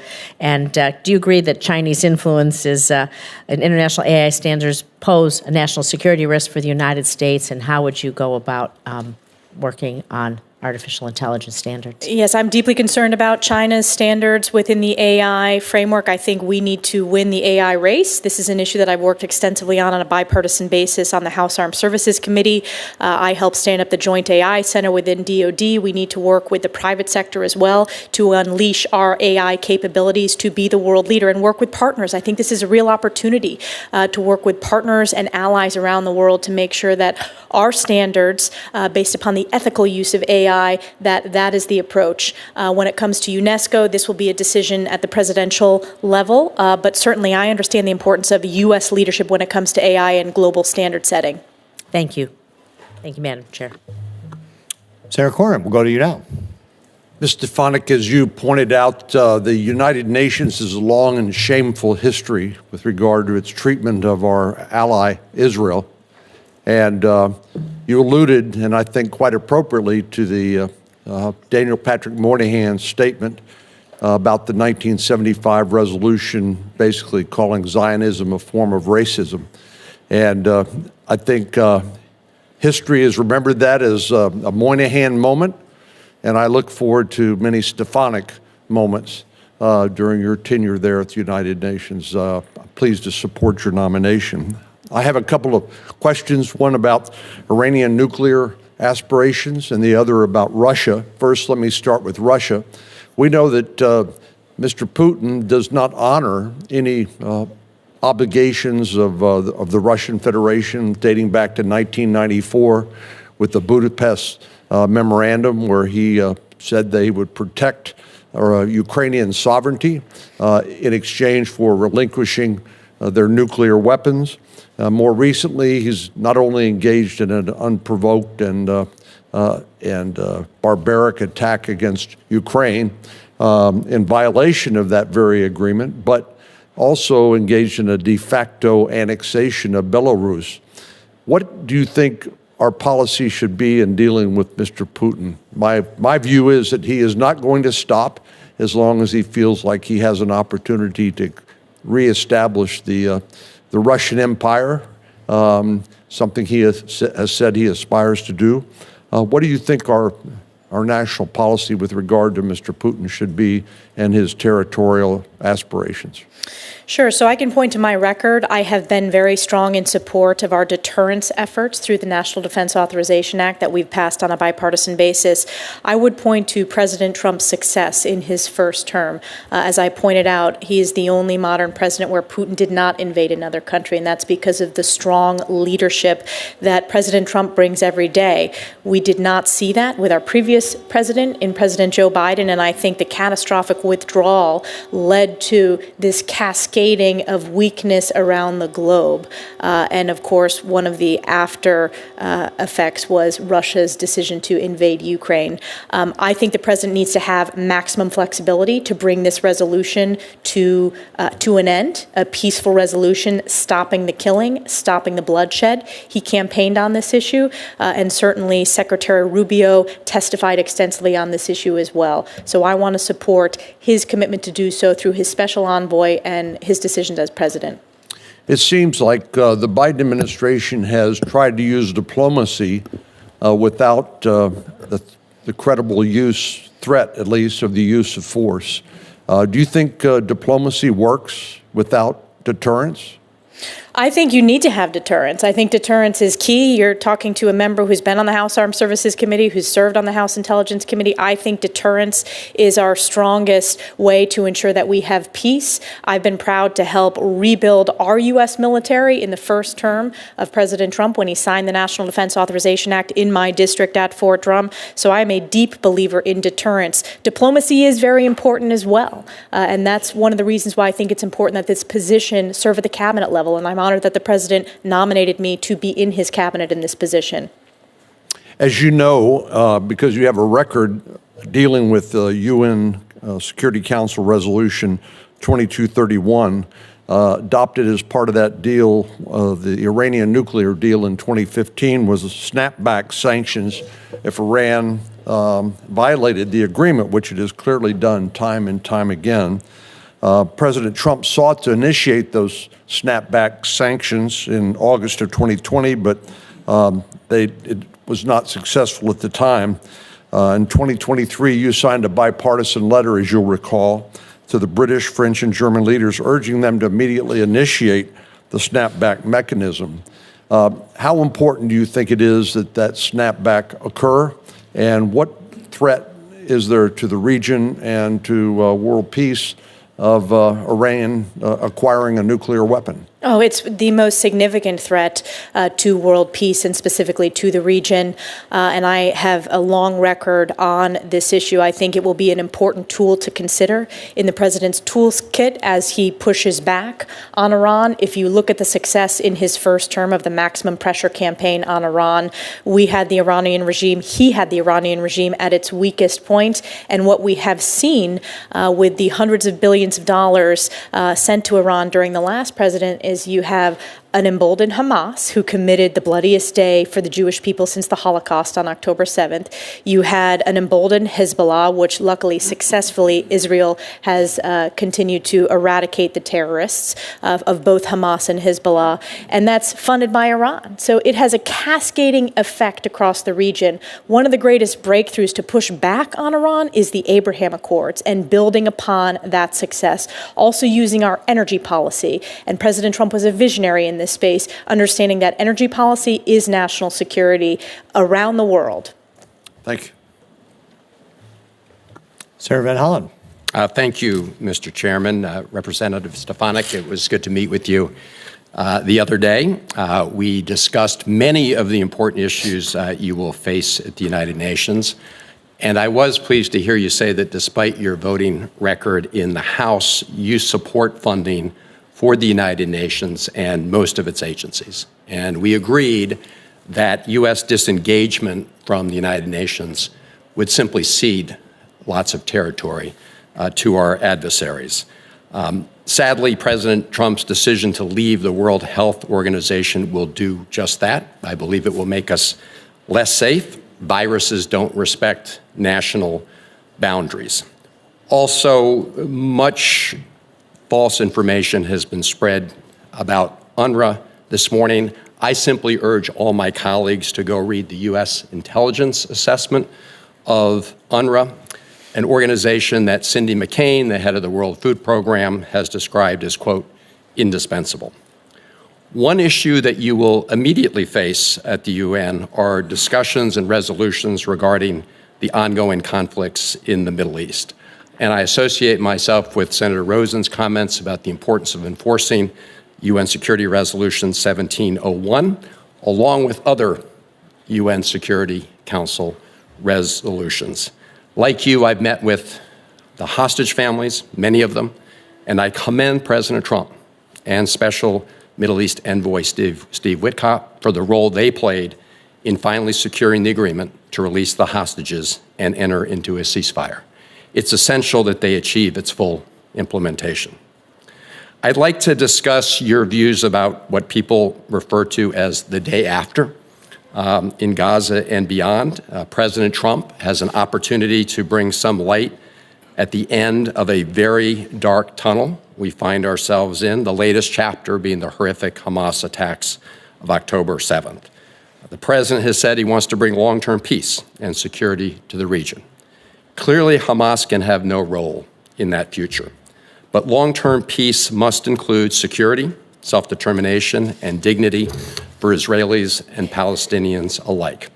When we talked in my office, you agreed that we should stand up and protect universal human rights and self-determination for all people, including both Israelis and Palestinians. And I'd just like to hear you today say that that's your view. To put that view in the context of the day after question, I think President Trump is uniquely positioned at this very challenging moment to bring peace to the region, to eradicate terrorists of Hamas and Hezbollah, to protect Israel's national security. If you look at the failures, we've given billions of dollars, and this is just the bilateral aid to the Palestinians, and it has been abused by Hamas. Representative Stefanik, it was a very simple question.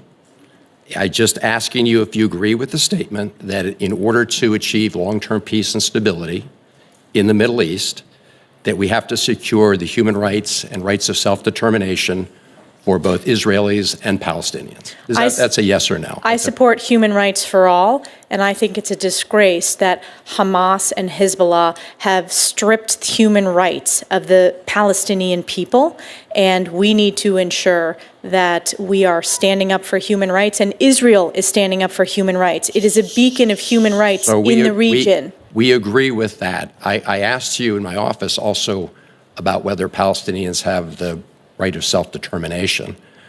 My understanding was you said yes. Do you have a different answer today? That was not the direct question that we discussed. I said the You Palestinian believe people. that Palestinians have the right of self-determination? I believe the Palestinian people deserve so much better than the failures that they've had We agree from on that. terrorist It's leadership. just a pretty simple question. And I believe we need I take it peace in the region. Of course, they deserve human rights. So I want to ensure that, number one, we bring the hostages home. So do all of us. Representative Stefanik, let me just ask you. I have 30 seconds left. I'm rarely surprised by answers in my office, but I did ask you whether you subscribe to the views of Finance Minister Smotrich. Of who? I'm sorry, finance. Smotrich, this is the Israeli Finance Minister Smotrich, and the former National Security Minister Ben-Gvir, who believe that Israel has a biblical right to the entire West Bank. And in that conversation, you told me that, yes, you shared that view. Is that your view today? Yes.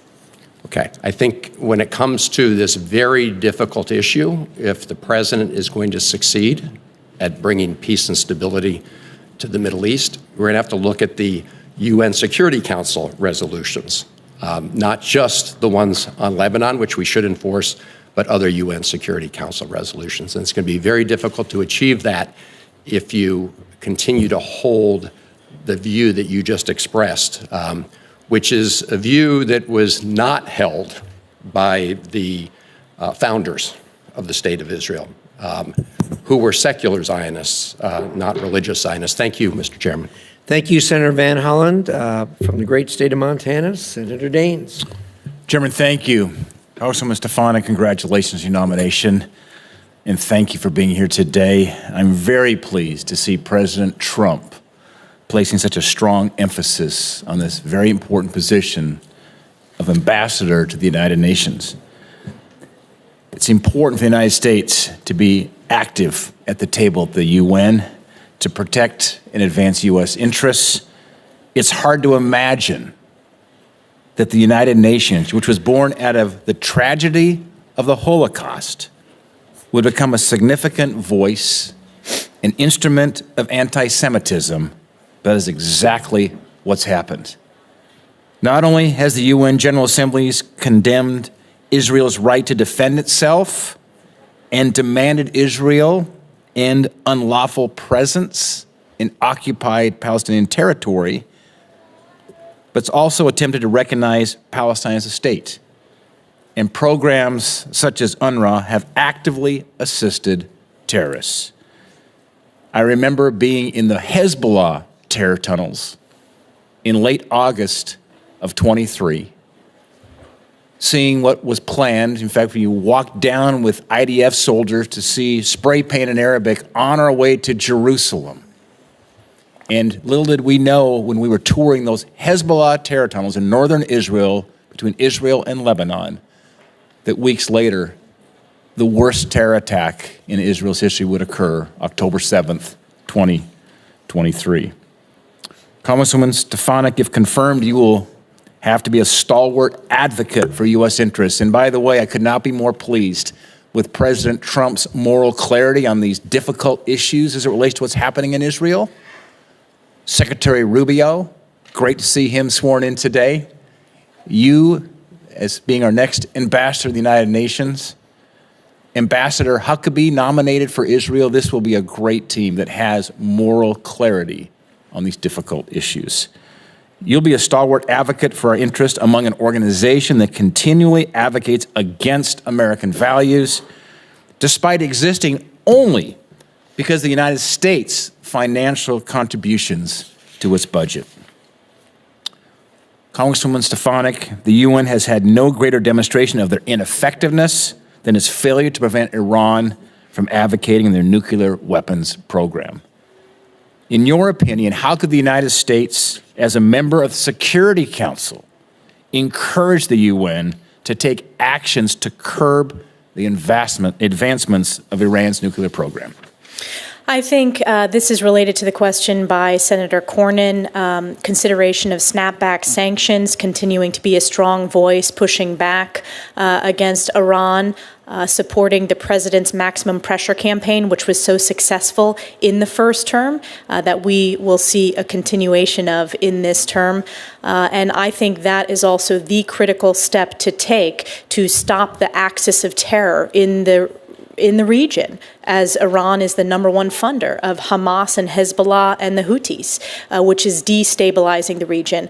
I also think building on the success of the Abraham Accords, I mentioned this earlier in the hearing, we have an Abraham Accords caucus here, starting an Abraham Accords caucus in the United Nations with countries who understand the importance of bringing peace and normalization to the region.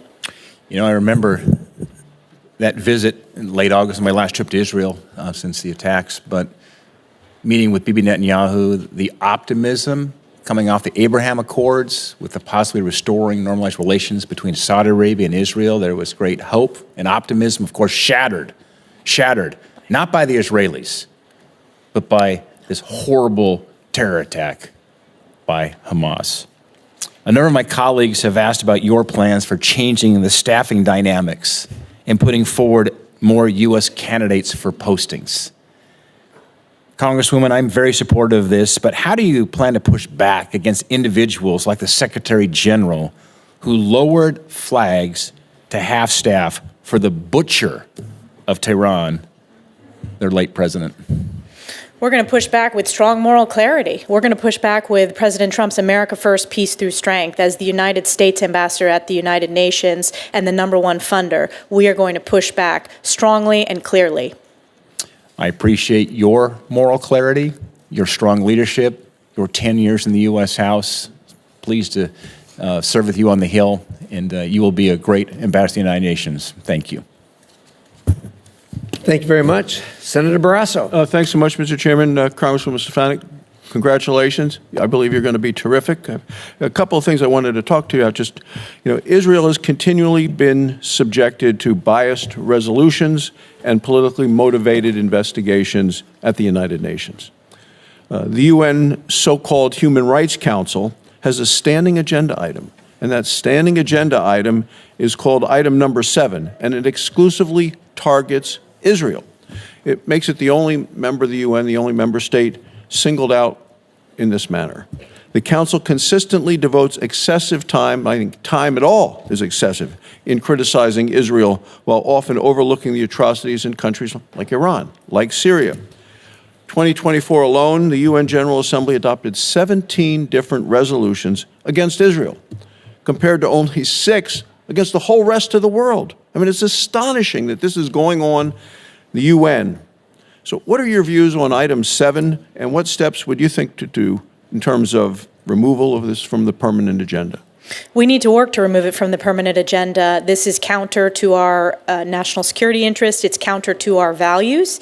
And this is emblematic of the anti-Semitic rot that is pervasive within the UN system.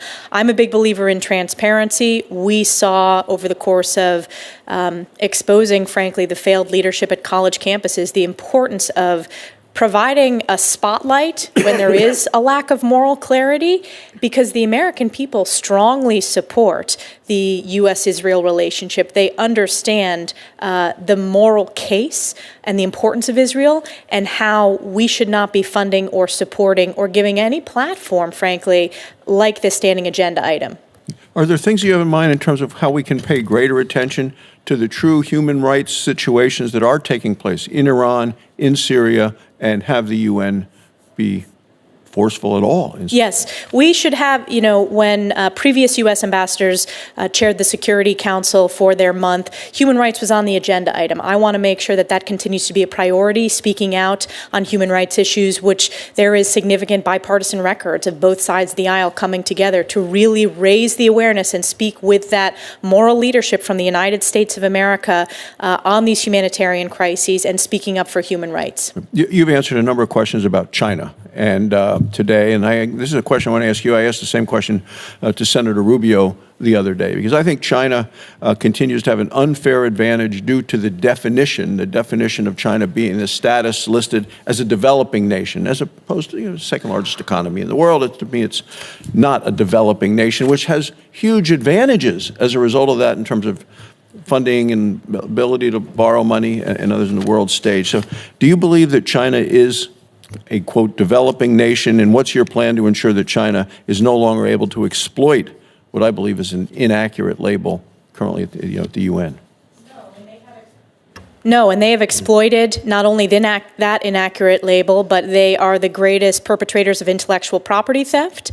They are the most significant national security challenge. I think generationally, this will be the greatest challenge that my generation faces. And I think that we have an opportunity, because if you look at the bipartisan focus and concern on ensuring that we not only meet this challenge, but that our values, we continue to strengthen our partnerships and allies around the globe, I think we have an opportunity to deliver real bipartisan results in this space.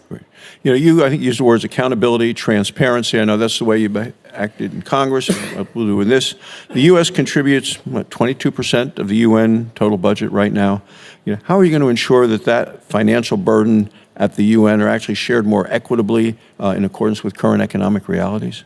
Well, first of all, working directly with members of the House and the Senate, with our oversight members and specifically the appropriators, is very important. I think, as I discussed, doing an assessment of all of our funds, ensuring that we're being good stewards of U.S. taxpayer dollars, that we're looking at results-based entities within the UN system, organizations that support American interest, America first, peace through strength, and working with our national security team to do so. I want to provide this committee with full transparency about where every dollar is going within the UN system, which, frankly, this committee has not gotten before, and we deserve that as good stewards of U.S. taxpayer dollars. I believe I one time heard you say, we are the nation of the United States, not the United Nations. And how are you going to preserve and protect American sovereignty within the UN? I deeply support American sovereignty, and I know that I'm going there to be, if confirmed, the ambassador of the United States to the United Nations and not the other way around, and I will always stand up for American values. Thank you. Congratulations. Thank you, Mr. Chairman. Thank you, Senator Barrasso. Senator Lee, thank you for joining us. The floor is yours. Thank you very much. Good to be back on the committee. Representative Stefanik, congratulations on your nomination. You know, to start off with, I'll say that I've made no secret about the fact that I've got a healthy degree of skepticism about the United Nations. In fact, I've introduced a bill to defund it. But I believe you're properly equipped and prepared to handle the challenges within the United Nations between now and whenever we might have the wisdom to defund it, should that occur. And look forward to working with you on that and on your efforts to reform it from within during your time, should you be confirmed. Now, the United States is one out of 193 member states belonging to the United Nations. In this setting, the U.S. will obviously need to engage with allies and bring about any needful, proper reforms within the UN. Who do you consider our best allies within the UN system?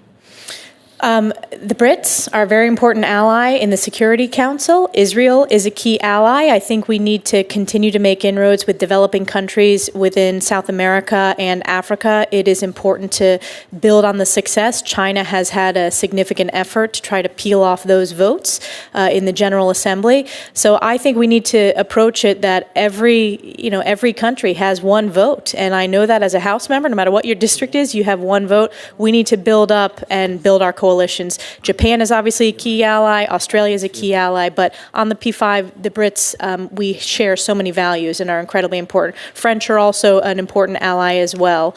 And then Israel. Israel is a huge priority for me, and making sure that the rest of the world knows that the U.S. stands strongly with Israel. And how would you describe the attitude of the United Nations as a whole toward Israel?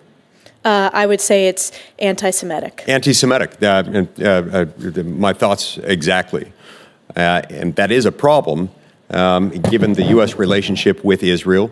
It's a problem that the United Nations takes such a hostile approach. It's also concerning that within the United Nations Security Council, we have people who, let's just say, don't share our interests, who have veto power. How does that limit our ability to affect significant change within the United Nations? It's a significant challenge. It's a challenge that the ambassador, and if confirmed, we will face every day with China and Russia's veto on the P5.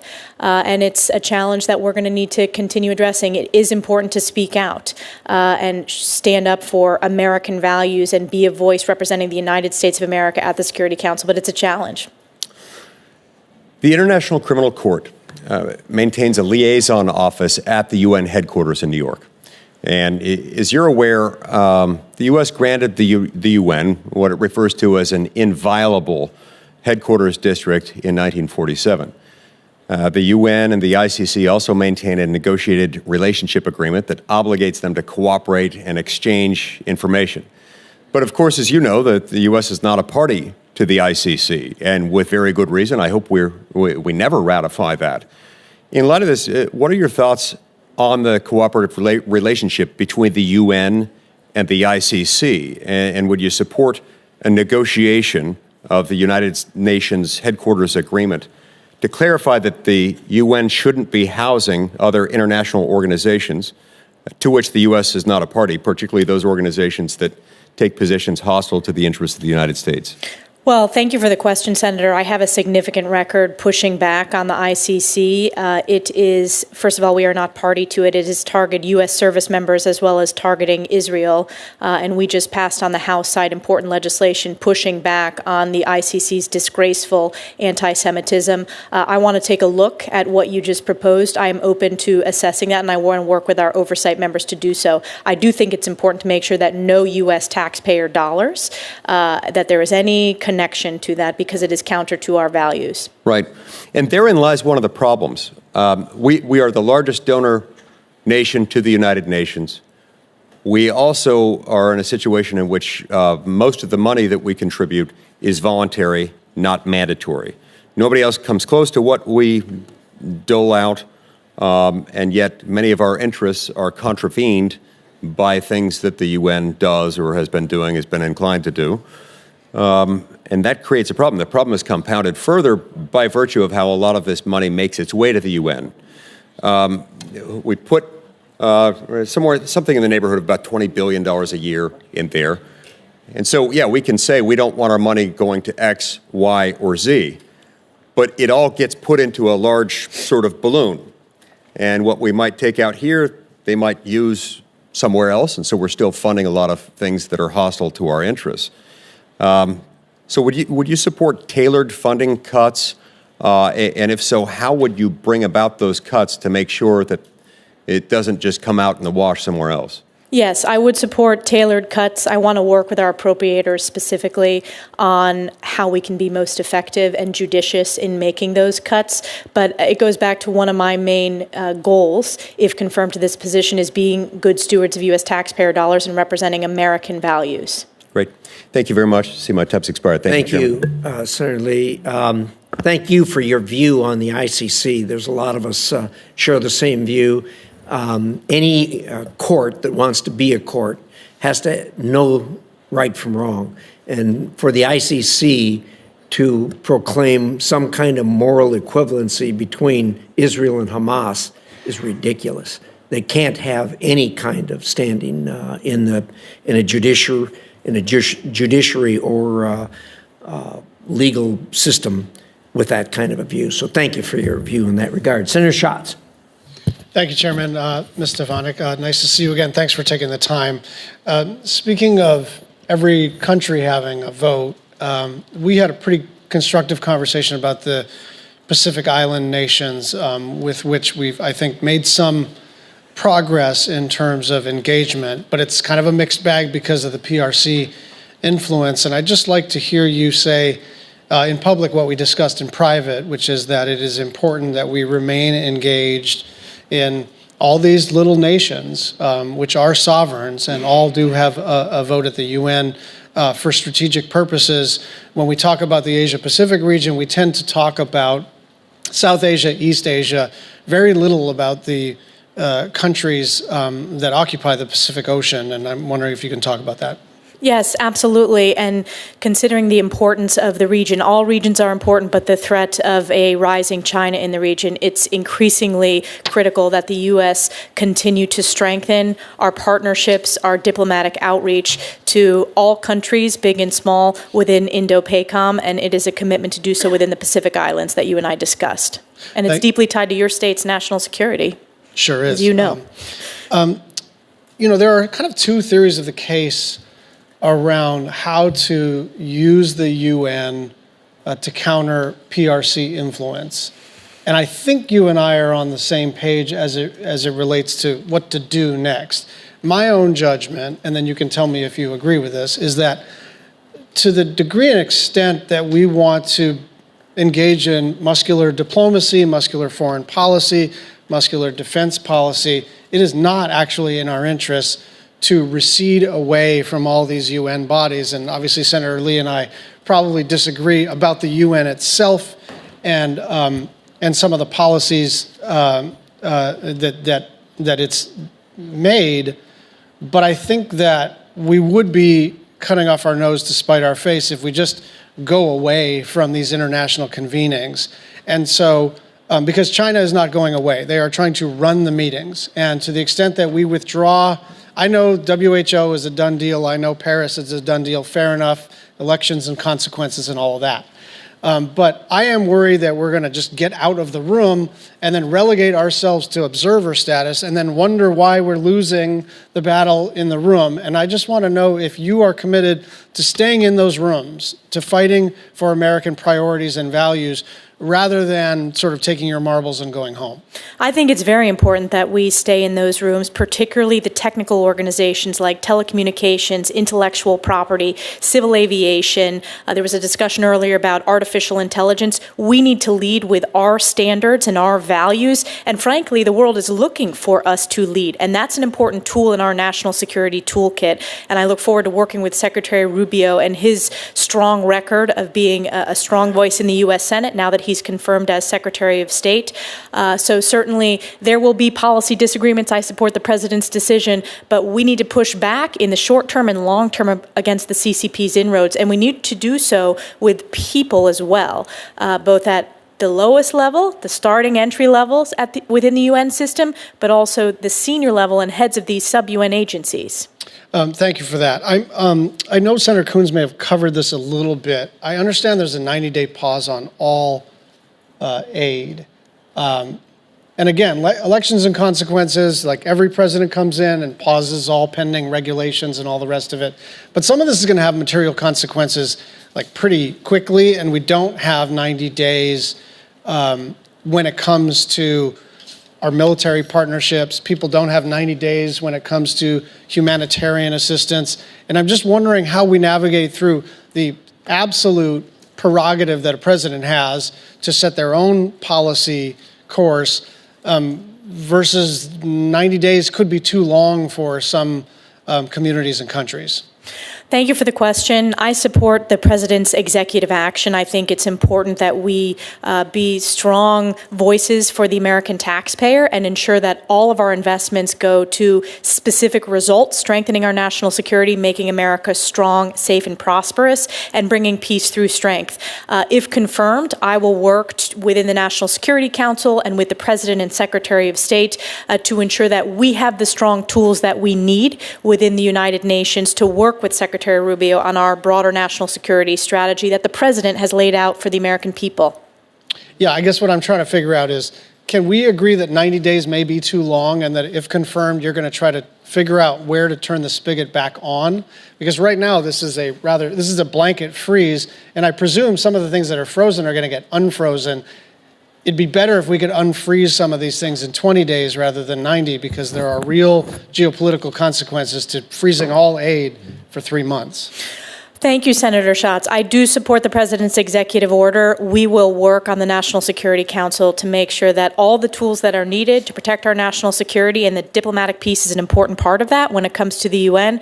I have confidence that the president's going to make sure that we have the tools we need to protect our national security. I liked your answer to the previous question better, but thank you very much. Senator Schatz, you raise a good point. when you do a blanket executive order like that, sometimes the law of unintended consequences takes over.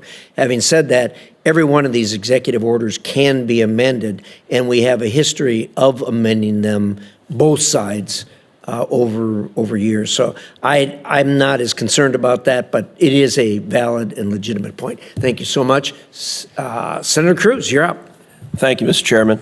Congresswoman, congratulations on your nomination. You're going to be terrific. I want to go back to a topic you discussed with Senator Cornyn. I want to focus on Iran's push to build a nuclear arsenal, which poses, I think, the most immediate and acute threat to American national security. When the Ayatollah chants death to America, he means it. And I believe he would absolutely detonate a nuclear weapon over an American city if he could. The Trump administration got Iran's nuclear program in a box and kept it there. President Trump withdrew from the catastrophic Obama-Iran nuclear deal in 2018. He imposed maximum pressure in 2019. He invoked the UN snapback mechanism in the UN Security Council Resolution 2231 to reimpose international sanctions in 2020. For that entire time, Iran was deterred from making significant advances on their nuclear program. They did not even enrich uranium above 5% or cascade advanced centrifuges. Starting in November 2020, the Iranian regime gambled that it could start rushing to a nuclear arsenal, and the incoming Biden administration would let them. Unfortunately, that proved correct. In November, the regime approved a new law calling for major nuclear advances. In January, they started enriching at 20% at Fordow, the underground enrichment bunker built into a mountain that the Obama-Iran nuclear deal left open. The incoming Biden administration responded with appeasement. In February, immediately after being inaugurated, they rushed to the UN to rescind President Trump's snapback, again allowing international sanctions to expire. For the next 4 years, the administration continually dismantled pressure on the regime and refused to impose sanctions. We know the result. Today, the Ayatollah has achieved a nuclear breakout time of 0. We now face the very real possibility of an Iranian nuclear arsenal. I do not believe that this is a threat the U.S. can tolerate, and I'm confident that both the President and Secretary of State Rubio agree.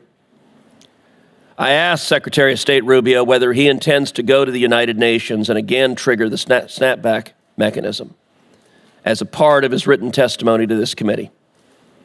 Here was Secretary Rubio's response, quote, "I believe it is in our national security interest for the UN Security Council to snap back the sanctions that were suspended under the JCPOA. I will execute the President's guidance and work with our allies to ensure that snapback takes place." First, do you agree with Secretary Rubio's assessment that it is in the national security interest of the United States to snap back those sanctions? Yes. Talk about how you would execute a strategy to do so, either unilaterally or working with allies. We will have to, that will be a strategy that I develop with the National Security Council in tandem with Secretary Rubio and President Trump to work with our allies within the United Nations, within the Security Council, and there are allies that are already considering this and looking at it, and that has been publicly reported. But obviously, pushing back on Iran is a top priority. It was a success during President Trump's first term, and we've seen the catastrophic results in loss of life during the previous 4 years when you have had an emboldened Iran that has led to directly the October 7th terrorist attack against Israel and Hezbollah firing tens of thousands of rockets against Israeli civilians. Let's move to another topic. You and I talked about the deep rot in the United Nations when it comes to supporting terrorism against America and our allies, especially Israel. As you discussed with Senator McCormick, UNRWA has for decades provided material support for Hamas and other terrorist groups in Gaza. The World Health Organization has also been deeply complicit in the use of hospitals by Hamas for terrorist activities, including for the holding of hostages. The complicity of these organizations deepened after October 7th. The Biden administration embraced UNRWA and the World Health Organization. Congress prohibited the Biden administration from funding UNRWA, but the administration officials circumvented that prohibition by using UNRWA infrastructure. Yesterday, the president rightly and immediately withdrew our participation from them. I think that was a critical first step, but the next step is to enable American citizens to hold these organizations accountable. We currently have a very odd legal environment where these organizations enjoy more sovereign immunity than states, and thus are shielded from accountability. Last Congress, I introduced the Liable Act and was joined by 4 current members of this committee, including, as well as, Secretary of State Rubio. The bill will allow American victims of terrorism and their family to sue international organizations that support terrorism against this. I will soon reintroduce it in this Congress. What is your understanding of the role these organizations have played in facilitating terrorism against Americans, Israelis, and our allies?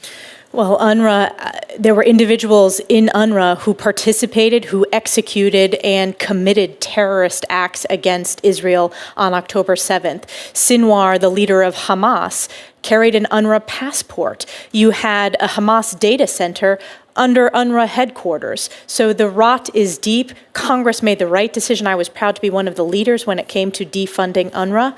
And I am committed to holding them accountable and working with the U.S. Senate and the U.S. House and the President if that legislation passes. Terrific. Thank you. Thank you, Senator Cruz. Senator Duckworth. Thank you, Mr. Chairman. Congresswoman Stefanik, it's good to see you again. When we met last week, we talked about your strategy for jumping in and getting up to speed among the many career diplomats at the United Nations. What can you say here today about how you will tackle that problem set of facing people who've been there for a long time and who may have long established relationships and experience at the UN headquarters? I think it's very important to build on their significant experience. Right now, there's the transition happening. If confirmed, I hope to dig in and gain their expertise, particularly the regional expertise that many of the officials within the State Department serving at the US-UN mission. It's very important, particularly in the technical aspects and some of the technical organizations and some of the regional challenges within the UN system. Typically, the deputy permanent rep is a career, although presidentially appointed, and I will support the president's nominee, but our hope is that that will bring career expertise from within the State Department and an understanding of the UN system. Will you commit to proactively engaging the rotating members of the Security Council and investing time, particularly in relationships throughout those who represent the Global South? Yes, that is very important. It was an issue that you and I discussed, Senator, and was actually asked in previous parts of this hearing. It's incredibly important. If you look at China's inroads in the Global South, it's one of the greatest challenges that we face when you look at the UN voting habits of various countries. So we need to build upon our regional organizations and push back on Chinese influence in that region, and that starts with engagement. Thank you. Shifting gears to Southeast Asia. The crisis in Myanmar feels like it is only escalating as the years pass since the Tatmadaw took control in 2021. Millions of people are internally displaced, and there are hundreds of thousands of Karen displaced in Thailand and nearly 1 million Rohingya displaced into Bangladesh. Although we've had UN Security Council Resolution 2669 since 2022, ASEAN's 5-point consensus since 2021, and increasing sanctions targeting the military junta, there is no sign to an end in sight for this crisis. It's also created a ripe environment for criminal activity, with cyber scam centers engaging in human trafficking and enriching themselves by targeting people with fraud. This has a major economic impact, including on people here in the United States who find themselves targeted. If confirmed as UN ambassador, what ideas would you have to get after some of the challenges that make up this really complex case? I'm not asking you to single-handedly solve the conflict, but can you touch on how you would work with regional bodies like ASEAN, especially under the Malaysian chairmanship year, or Thailand, our longest treaty ally of the United States, or the Philippines, where we have a security alliance, UN sub-agencies or other entities to break through the stalemate we the world find ourselves in when it comes to Myanmar? Yes, thank you so much for the question. This needs to be among the top priorities when it comes to standing up with human rights, and I'm grateful for the Congress and the Senate for having such a bipartisan record when it comes to standing up for human rights. I hope to return that to a top priority when the U.S. has the opportunity to chair the Security Council, and I think building on these regional organizations like ASEAN is very important. I myself led a delegation with House Armed Services Committee colleagues, House Intelligence colleagues. We went to Thailand. We have gone to other ASEAN countries on that visit and working with them within the region because it's so important to the security in the region and the values that we strongly support in the region. You point out Thailand as our longest ally, oldest ally in the region. That's a very important relationship, and you have my commitment to continue to build on that. And I also think, ASEAN in this particular human rights challenge that you pointed out, but I think we ought to build on these international organizations like AUKUS, the Quad writ large within the UN, because I think that helps continue to expand our ability to deliver diplomatic results. Thank you. I very much look forward to working with you in your new position. Congratulations. Thank you, Senator Duckworth. Thank You're you. back, Chairman. Thank you, Senator Duckworth. Senator Shaheen. Well, thank you, Mr. Chairman. I had a couple more follow-up questions. Let me also, though, first recognize Congressman Joe Wilson, who I'm sure is here in support of Congresswoman Stefanik. So nice to have representation from the House Foreign Affairs Committee. Thank you. Congresswoman, the UN Security Council recently renewed the mandate for EUFOR Althea in Bosnia and Herzegovina through November 2025. It's been a constant challenge, and I worry that the UN-backed peacekeeping mission is needed now more than ever, perhaps in greater force because of the Republic of Srpska leader Milorad Dodik, who is sanctioned by the U.S., and he continues his secessionist threats. So if confirmed, will you commit to building consensus for maintaining that peacekeeping mission in the long term? Yes. Thank you. Another area that I'm concerned about is the work of the International Organization on Migration and the UN Refugee Agency, which is supporting thousands of displaced from the Russian-occupied territory.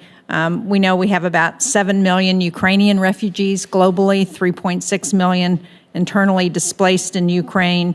Moldova, which is sandwiched between Ukraine and has significant Russian influence, hosts refugees that are equivalent to 5% of its population. It's dependent on UN humanitarian support especially. So if confirmed, will you continue to support these critical humanitarian operations in Ukraine and Moldova? I think it is important that we take a look at all of our UN entities and all of our UN agencies to make sure that they deliver results and represent our values. And I want to work with the National Security Council and Secretary Rubio to do an assessment, make sure that it's results focused, and get back to you once we do that. But I want to work with Marco on that. Good. Well, that's fair. And I think it's in our interest to help ensure that those countries who are impacted by the fallout from the conflict have the support to be able to withstand Russian influence so that they don't also fall as the result of conflict. And let me also register my support for the UNIFIL mission. Again, I think it's one that we need to examine and see how we ensure that they continue to be a strong bulwark against Hezbollah and what's happening in Lebanon. But we need to ensure that there is somebody there to address the peacekeeping that needs to continue now as the result of Lebanon has actually made some real progress in getting a president in place and a prime minister who are outside of the influence of Hezbollah. I think anything we can do to ensure that continues is really important. With that said, I also want to go back to Syria because you talked a little bit about your the concern about HTS and what they will continue to do in Syria has come up in the questioning. The fall of Assad probably dealt as big a blow to Iran and Russia as anything that's happened in the Middle East in recent years.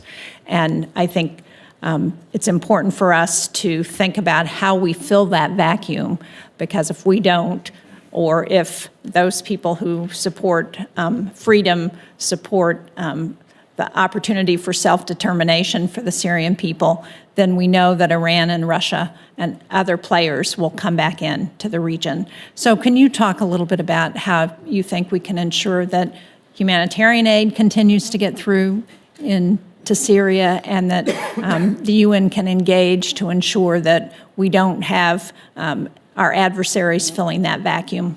I'm deeply concerned about our adversaries filling that vacuum. I also think that it's important that we continue to ensure that there is not another reign, frankly, of terror against the Syrian people. It's a very complex, there are open questions, and I want to work with Secretary Rubio and President Trump to ensure we have a real verification process.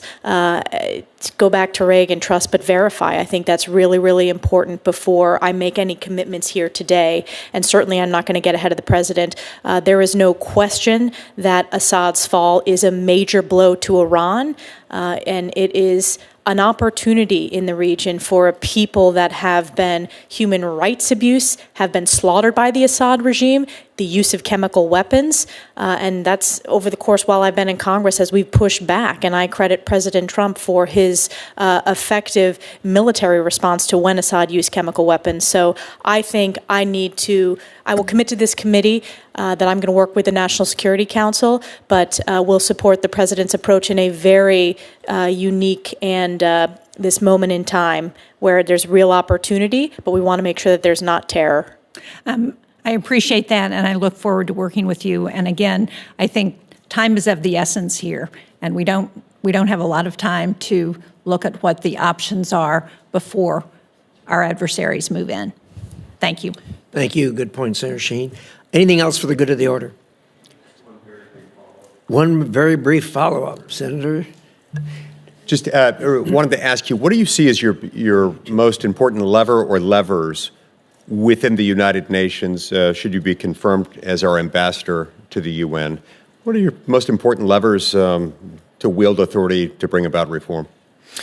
I think our vote on the Security Council and the fact that we are the biggest funder, we need to stand up for our values, American values at the United Nations. And I said earlier in my testimony, if confirmed, I will represent the United States. That is the responsibility, and that is what I'm hoping to do. But it's the UN Security Council vote, as well as our funding and the transparency and accountability that should come along with our funding.